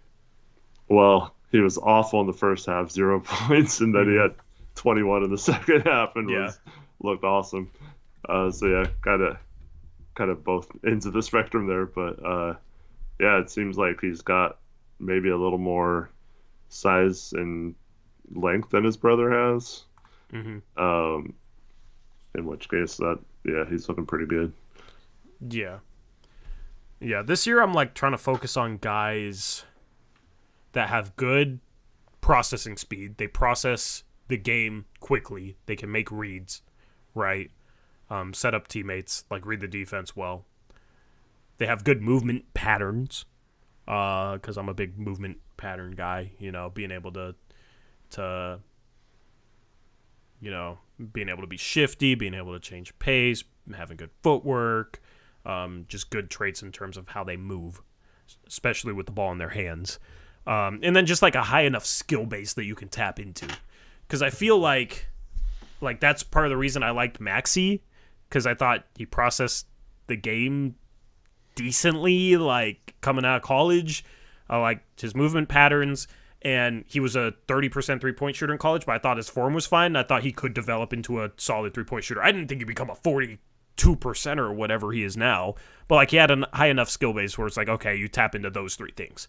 And I feel like Halliburton, in a way, is like that. He processes the game so fast. He moves well. He's not the greatest athlete, but he gets to his spots. And he wasn't like an elite passer coming into the NBA. Like, he was a good passer, but there's questions whether Hallie would be a 1 or a 2. So that's the thing with Cody Williams that kind of intrigues me, because like Jalen Williams in that way, processing speed, he played some like point forward at Santa Clara.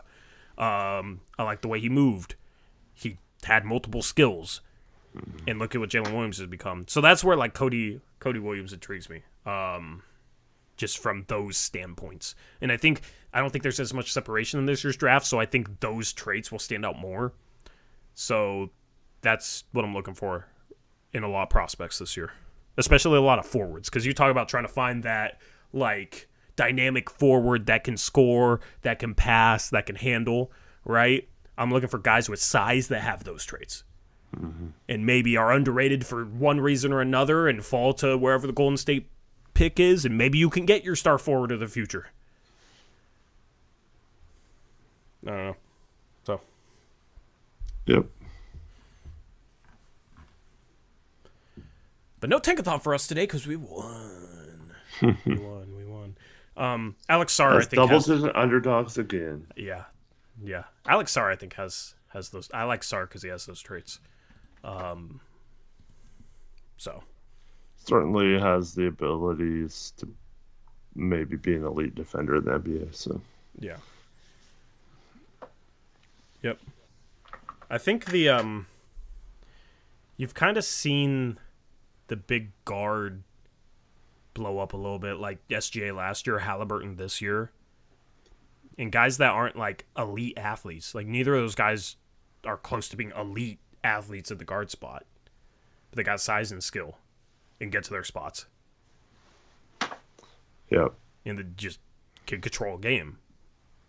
So Luka's the same way. 6'7", so with what happens this year, it changes the way I look at prospects, to be honest. It's fun to talk about. Jason Lee, $2 donation, said Rob is well, don't grill him with his wife. That's what Cronin told you?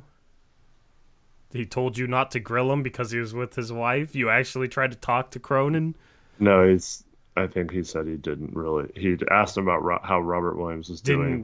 Didn't grill him. He said he was well, and then he didn't really ask him much more because he was with his wife. Got you. I'm tripping a little bit tonight. Other players from this game you want to touch upon? Well, real quick, Tyler James asked if I ever go to OSU basketball games to look at prospects. No, I mean, I probably could, but none of them would be playing for Oregon State.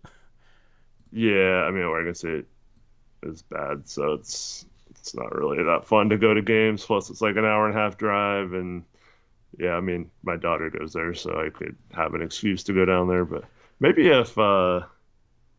maybe when USC comes to town, Bronny should be playing by then. Yeah, that might be a fun game to go down to. Collier, yeah. Yep. Go see Collier in person. Yeah, that might be cool. But I haven't been to an OSU basketball game since by my last year at Oregon State. So Yeah.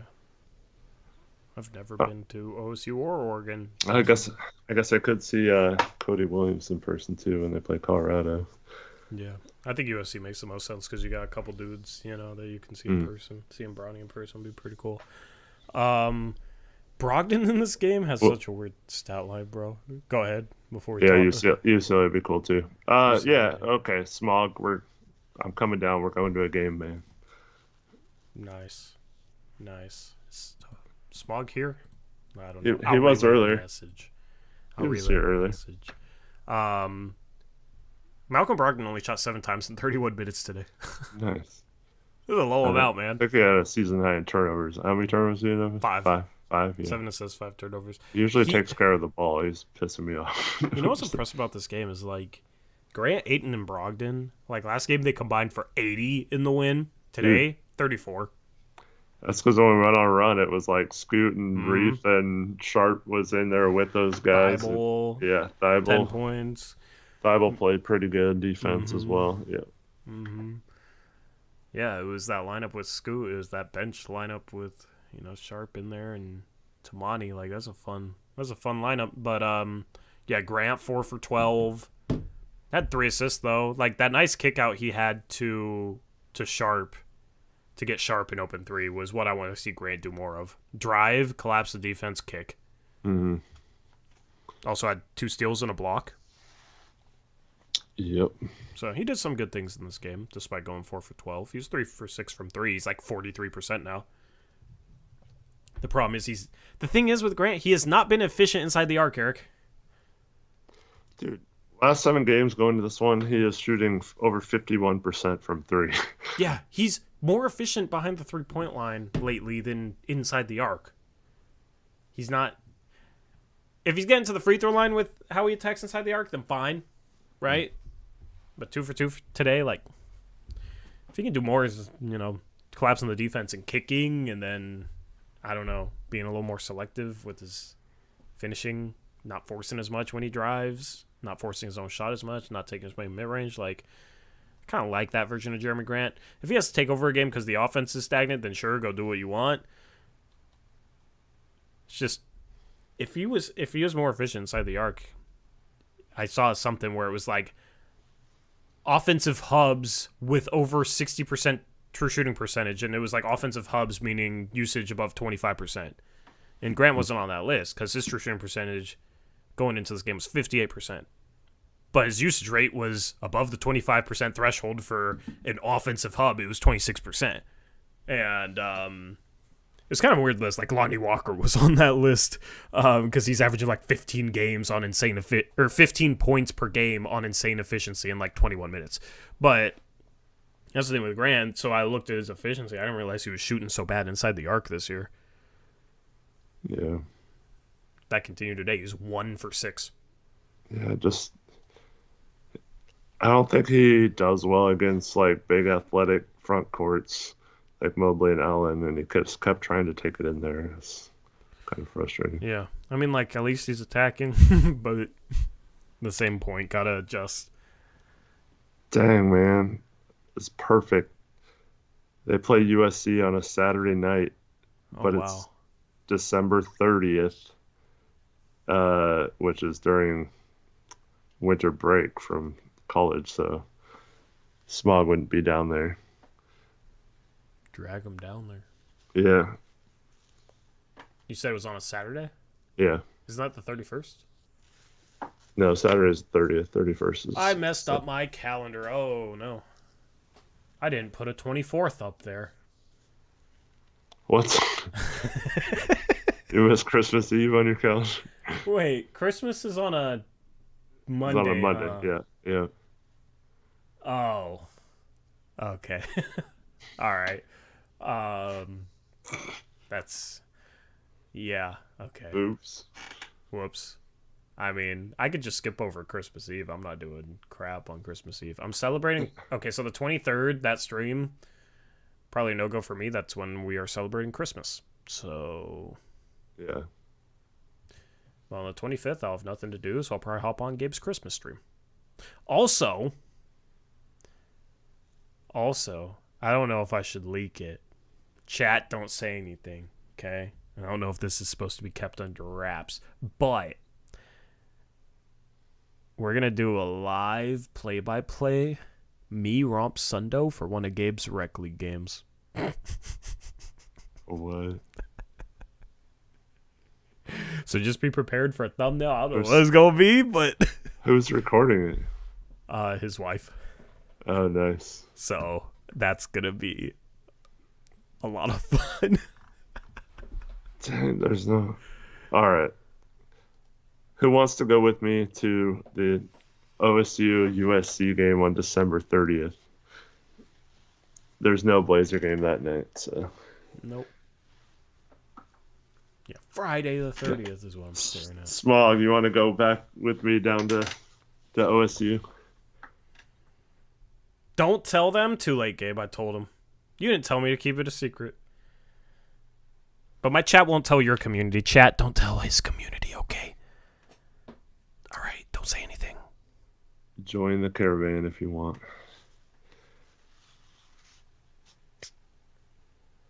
Gabe, they won't tell your community. I trust my chat. We got 232 people in here, and they're all honest. Connor, they won't do it. If Smog's going and he's going to be home at the time, you could go too. Gabe said he's dreading the embarrassment.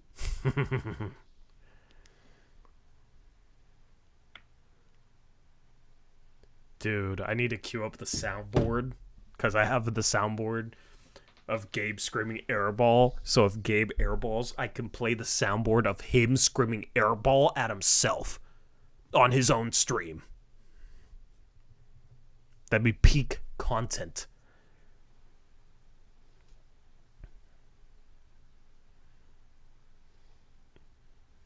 Zach, you ain't gonna do anything, bro. You ain't gonna tell a soul. Volume, even though you can literally turn down the volume that Discord soundboard plays at. You can literally turn down the volume, bro. Don't complain to me about it being too loud. Fix it.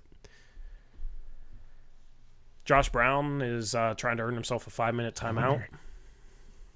We ain't gonna do that tonight. The next question I have is...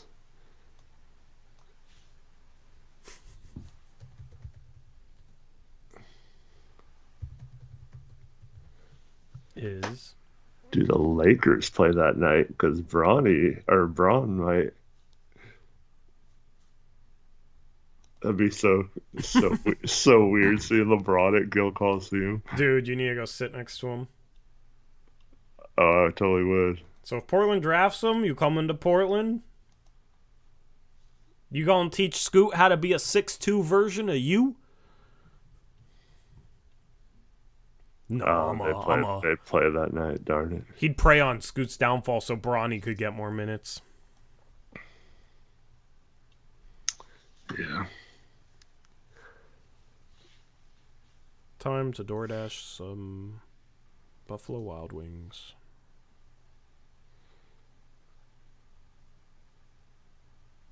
So I've been eating today. Dude, so my...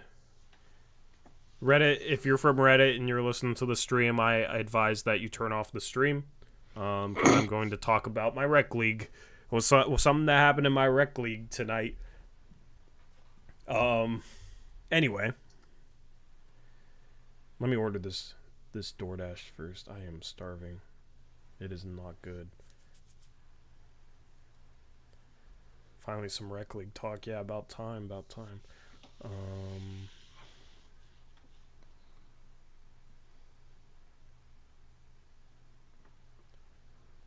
Tori has the worst eating schedule known to man. Bro, I've been fasting. I'm kind of letting it go by the wayside, but I lost like 10 pounds in like two weeks. Yeah, I don't know how long. I've lost a lot of weight recently. So chill. I played rec tonight. I don't have to go full Gabe Guerrero and fast 7 times a week. I'm chilling. I played 2 rec league games. I earned this.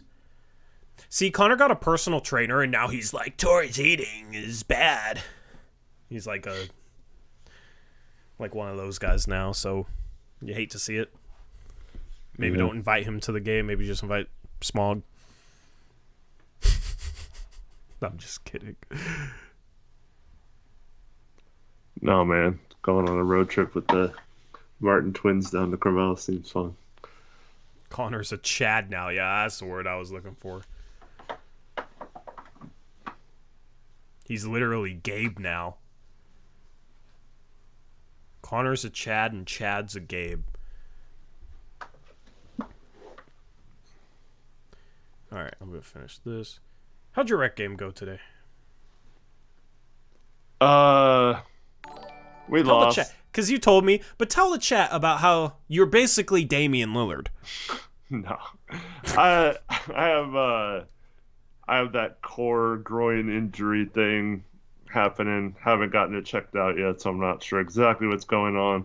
But we hadn't played in 2 weeks, and it immediately flared up as soon as I started running, of course.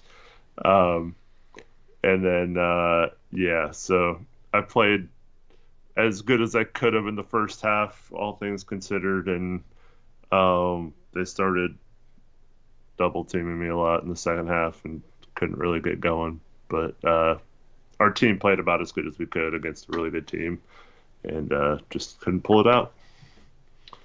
He's basically Dame, chat. Yeah. Except for I airballed the 3. Wait, Dame did that too. Yeah. You are literally him. It went right to one of my teammates, though, so I played it off. Yeah, like it was a pass. Yeah, I love doing that. Like, I release the ball, I know it's going to airball, but there's, like, a teammate, like, cutting there, and then they, like, miss the ball, and it's like, you say their name, like, bro, that was a lob. Yeah.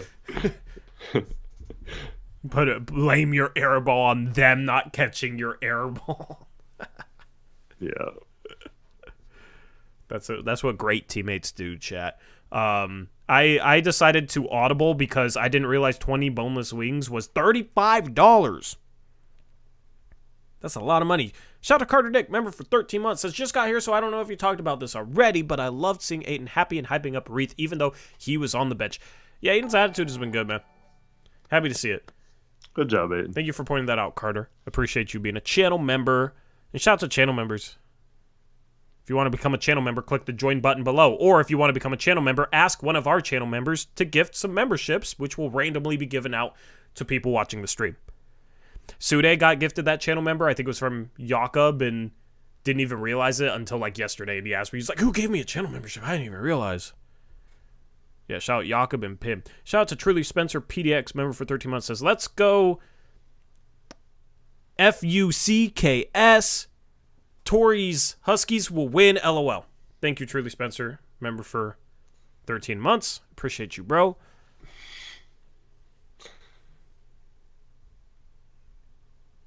Why didn't you want to read that perfectly? Because I didn't want to read it perfectly. Javon is my guy. He says, boo ducks. Javon's my guy. I'm going to be off Twitter tomorrow, okay? Tyler says, if I went to the USC game, would someone bring me in and out? What? Like, from Kaiser? Or...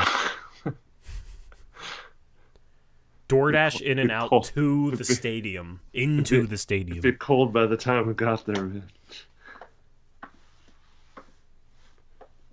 Connor, Smog, and I can stuff it in and out on our way down there. Yeah. We just have to leave like an hour and a half time because the freaking lines on the weekends are ridiculous. I went there again last Saturday. And it was like an hour to get our food. Mm-hmm. Before we end the stream, you know what I'm going to do? What? I'm going to gift a channel membership to someone. Nice. On my own. Just for fun. Oh, that's cool. Just for fun. All right. Oh, that's cool.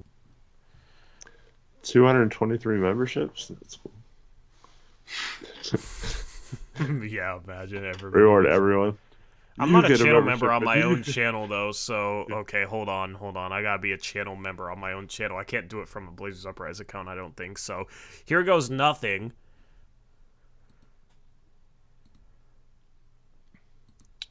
All right, what's going on? Welcome. Shout out to Torrey Jones, who's now a starter level member. Hell yeah. Oh, man. Shout out to Connor, a member for 25 months. Says L plus... He's living in 2021. He's such a Chad, Eric. He said L plus ratio plus all your college football teams suck. I don't know. All? I don't know who he's talking to. All of us? He's a Beaver. Anyone who likes... Wait, no, he's not a Beaver. I don't know what no, he is. He's not. He's just... I don't know what Connor is at this point. I thought Torrey randomly gifted himself. That would be pretty funny. No, I'm not doing that. Can you make people members? Wait, one membership gifted is $4.99. Can I change the price to make that lower? What'd you ask, Eric? Well, I'm sure it's whatever the lowest. Gabe, is it lower for you? Is it low? We gotta figure this out. I want to do a little channel membership giveaway before I end this thing, but I don't even know what's going on.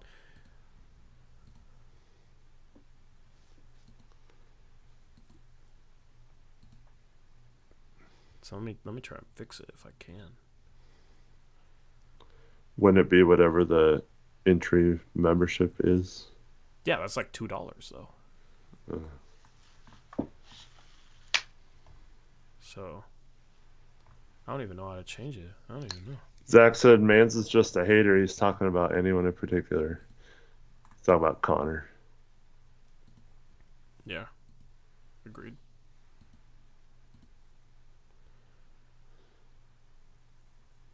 We do a $4.99 membership only option. Okay, well, that's fine. I will do one person for $4.99. I just thought it was supposed to be a little lower, but here we go. One membership.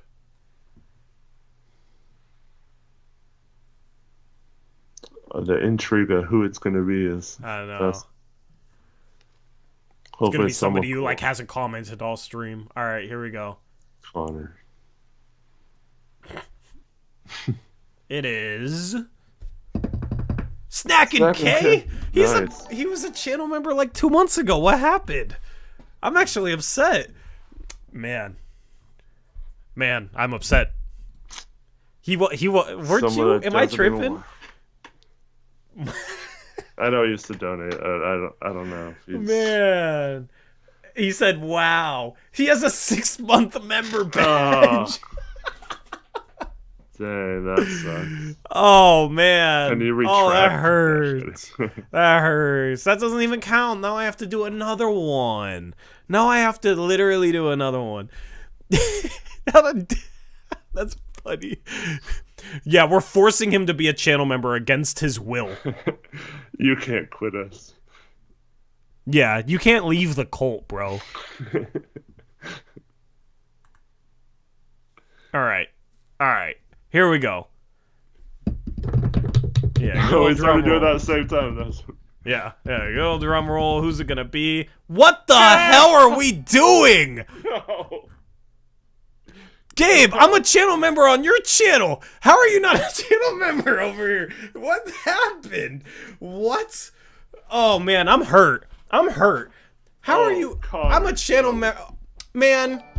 Connor, thank Shout you. out to Connor gifted memberships. Let's Gabe, go. now you got Taylor a gift of Packer, membership. Andrew That's Bond, only fair. What are we doing here? Black Liger, Marcus Lake. He's a member on Suns Valley. Oh, okay. AJ Poseidon. Oh, we got AJ. Shout out to Connor with the 10 gifted Blazers Uprise memberships. Too tough.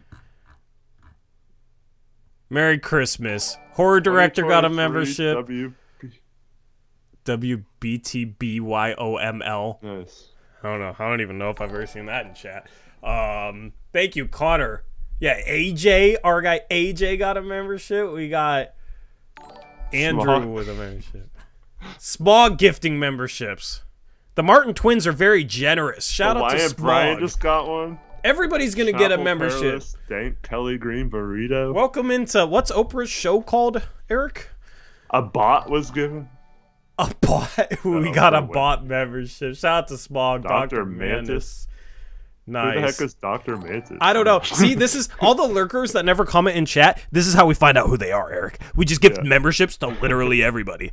So, hell yeah. It was just called the Oprah Winfrey Show. Welcome into the Oprah Winfrey Show. I don't know. I didn't watch any Oprah.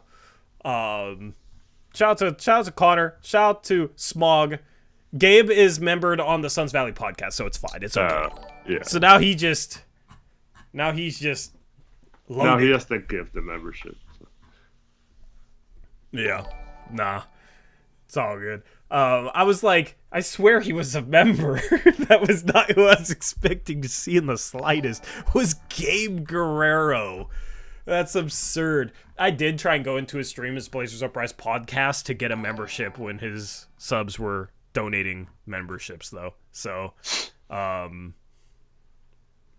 did try and, game the system. Is it still this ringtone, bro? It's just all the memberships, I guess. I don't know. They're just all going off. Anyway, shout out to everybody who's now a new channel member. Travel says, thanks for the gift. I watch all the time, but chat only sparingly. Well, I mean, I recognize your name, so. Yeah, now you can come in and spam member-only emojis that we need to add a lot more of. You need to add a bunch, as you have. We will add. People, yeah, we will add a bunch more emojis. I'll get Gabe cooking on that because he's good with that. I'm gonna put Gabe to work for the channel membership I gifted him. Andrew, you got a new member, yeah. Yeah, you're a new member. Yeah, see, there are the emojis. You're allowed to spam the emojis right now, chat. This is the one time you're allowed to spam emojis. Elizabeth Allen says, I found last stream there was an option I had to change to be able to get the gifts. Haha, so it wasn't in the running till then. Yeah, we just started recently with the channel memberships. Why didn't I get one then? Darn. I don't know.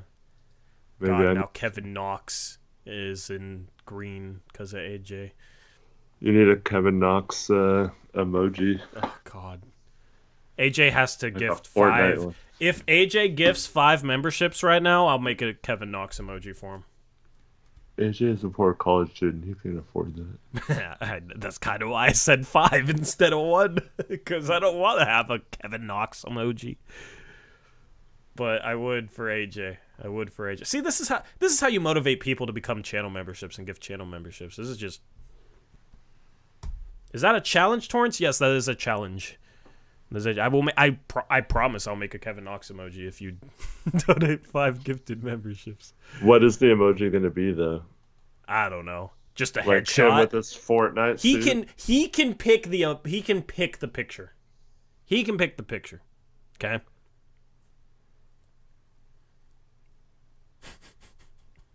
Yeah, the one. I have some old emojis, man. Old emojis. How about Mellow 3 to the dome emoji? Yeah, that's cool. Whatever emoji you want, AJ. Extorting your viewers for money, absolutely. It's a Tory tradition on Blazers Uprise from the very beginning. Absolutely, let's go. No, that's the only emoji you can't do. Aeromancer, get out of here. Aeromancer, are you even a member? You're a mod, but are you a member? Can't be saying that number if you're not a member. If he gifts 5 memberships, you wouldn't do that? Tory forced me. Oh, man. All right. You have until I finish ordering this DoorDash to take me up on this deal, AJ. Okay? All right?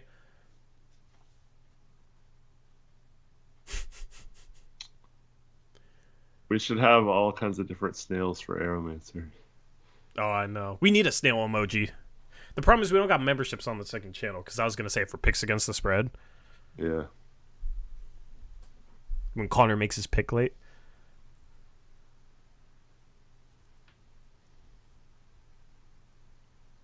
AJ, what are you talking about? You have to gift them. Why are you asking chat for help? What, you're going to say donate to my PayPal so I can buy these gifted memberships? Oh, man. AJ's funny, bro. AJ's funny. Send an unmarked Visa gift card to this address. Oh, man. Yeah, AJ ain't up for it, man. Carter, I don't know what you're getting yourself into, bro. I don't know. Carter really wants the... Javon says AJ about to set up a GoFundMe. For Kevin Knox emoji. KY in here says, ain't nobody making a donation. Eric. Shout out to KY, a non-member. No, that's Kevin. We don't discriminate based on memberships or not memberships, okay? You just get a cool badge and a green name. KY is Kevin. Oh, why's Kevin? What's Kevin hating? That's Kevin? Yeah.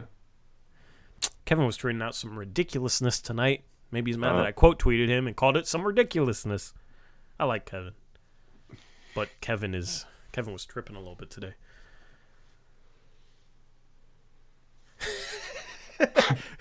Connor, we don't just... I'm not... Never mind.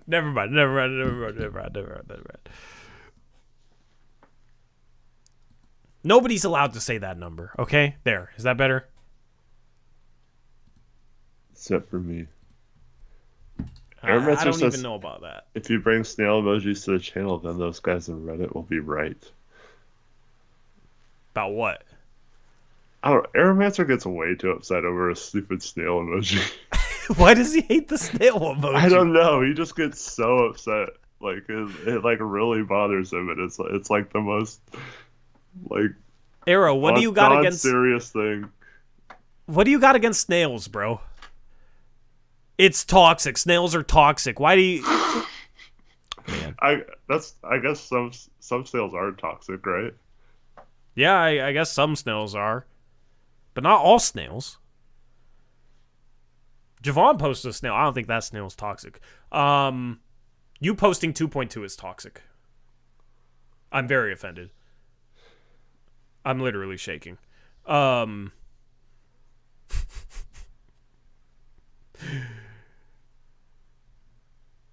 Anyway, no Kevin Knox emoji. I'm happy about that. I didn't want to do it. Carter said he was going to post a Kevin Knox emoji every stream if you put it on there. What's up, Brady? You got a lot of new siblings. Look at Brady with that 2-year badge. Shout out to Brady. You got a lot of new siblings, a lot of young ones in here with new member badges, Brady.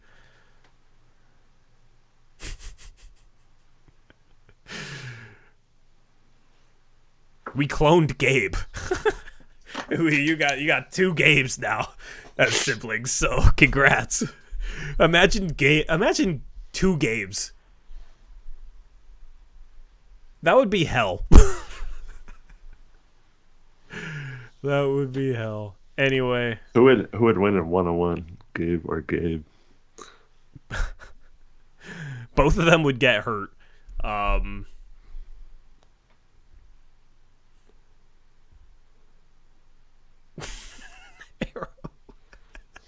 It's not that serious, my man. It's not that serious, bro. Arrow, no one is putting anyone down. It's just like a haha, I was first type of thing. It's a joke. It's trolling. It's not like, oh, Aeromancer's such a loser. He took 3 more minutes to put a tweet than a Woj tweet at the GC.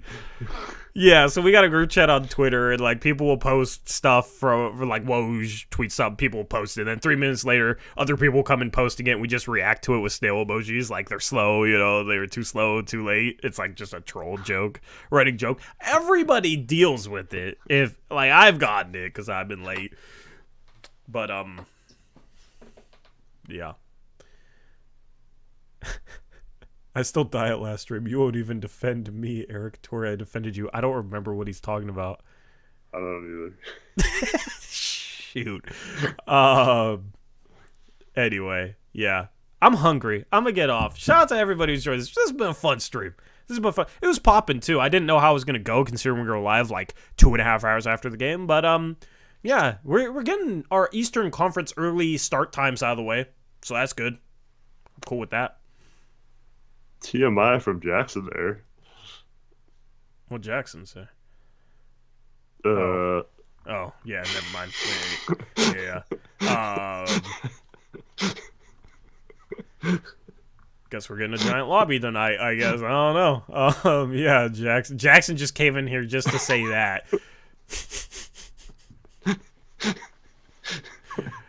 Oh, man. That's funny. So what happens with gifted memberships after a month? Do they just go away?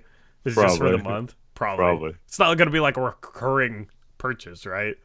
That'd be dangerous. We need to do something cool to make them want to keep theirs. I know, yeah. What we got to do, chat? What we got to do? Brady and Jackson got beef in chat. It's time to end the stream. I'm just kidding. Anyway, Blazers win. Shout out to Game Time Tickets for sponsoring this episode. There's a bunch of home games coming up that you can use the promo code Uprise for a $20 discount off your first Game Time Tickets purchase. So definitely check them out. And I'm looking forward to Saturday because we got Utah at Utah. I mean, we're supposed to beat them now. We might be favored on the road because they had Lauri Markkanen now. If he's out again, yeah. Sorry, no. I know a couple of you asked for around the NBA. I don't know. We've been streaming for over 2 hours, been having fun with chat. You know, we didn't get much of that this summer with the whole Dame saga, so this has been a fun stream. I enjoy hanging out with the community, so shout out to all of you. I have to get up in 5 hours. Yeah, Derek has to get up in 5 hours, which means it's time to leave. I got 8 too. So, anyway, thank you everyone. Hopefully you enjoyed the stream. This has been fun. Shout out to all the new channel members. Shout out to Connor for gifting 10 memberships. Shout out to Smog for gifting 5. The Martin twins are absolutely elite. Shout out to both of them. Shout out to everybody else who donated. Shout out to Tori Jones for gifting 2 Blazers Uprise memberships. Shout out to myself. And for becoming a channel member. Shout out to Jason Lee with the donations. Jack, MG, JJ, and Greg Hughes. Shout out to all of you. And shout out to Jackson, member for 34 months, says dubs down, whatever that means. I don't know what it means. Thank you, though, Jackson, for wasting your 34-month member message on dubs down. He's 2 months away from a 3-year. Yeah. They don't have 3-year badges, though. Lame. Yeah. You just got played. Why? Why did I get played? It's like an insult to... I know. You got played. I know. Okay. Why do you think I'm trolling him? Yes. Shout out to Ripsy Bray, member for 27 months. There's no member message on his member message, which is very strange. But shout out to Brady for being a channel member. Appreciate you, Brady. You can let me know after the stream if you meant to leave a message and what it meant. Smog got played. Anyway, I'm staying off Twitter tomorrow. Anything else, Eric? Yeah, I agree with Zach. Nice save, man. No, obviously they're talking. Jackson's a big-time Ducks fan. Brady's a big-time Ducks fan. I know what the W is. I know what W down whatever means, okay? Y'all tripping. Anyway, shout out. We got P-Town Made. I haven't seen P-Town Made in a while. He's just posting a dog emoji. Man. Chat, when people figure out Tori's a Huskies fan. Time to end the stream. So, Eric. Thanks, everyone, for watching. Thanks, everyone, for making the stream fun. And sorry it was late tonight, but I think it made it better. Yeah. Have a good night, everyone. Blazers win. Yeah, shout out to everyone. Shout out to the community. We'll be back on Saturday. I'll probably drop a video tomorrow called Are the Blazers Good? Or something like that. Literally this headline. So stay tuned. Dropped an article on 750 The Game earlier today. So check that out. Check out Hoops Crush, which dropped this morning. And we'll be back with another live stream on Saturday after the Blazers take on the Jazz. And then it'll be 3 days off from Blazer basketball. Hopefully they can get another win, I guess, because they're winning games. Maybe they're good. I don't know. We'll see. Got a lot to figure out over the rest of December regarding this team. I'm looking forward to that process. And once again, shout out to Game Time Tickets. Download the app. Promo code Uprise, $20 off your first ticket purchase if you want to see this team in person, which all of a sudden looks good. Anyway, we're out here. We'll catch you next time. Until then, as always, peace out. Go Blazers!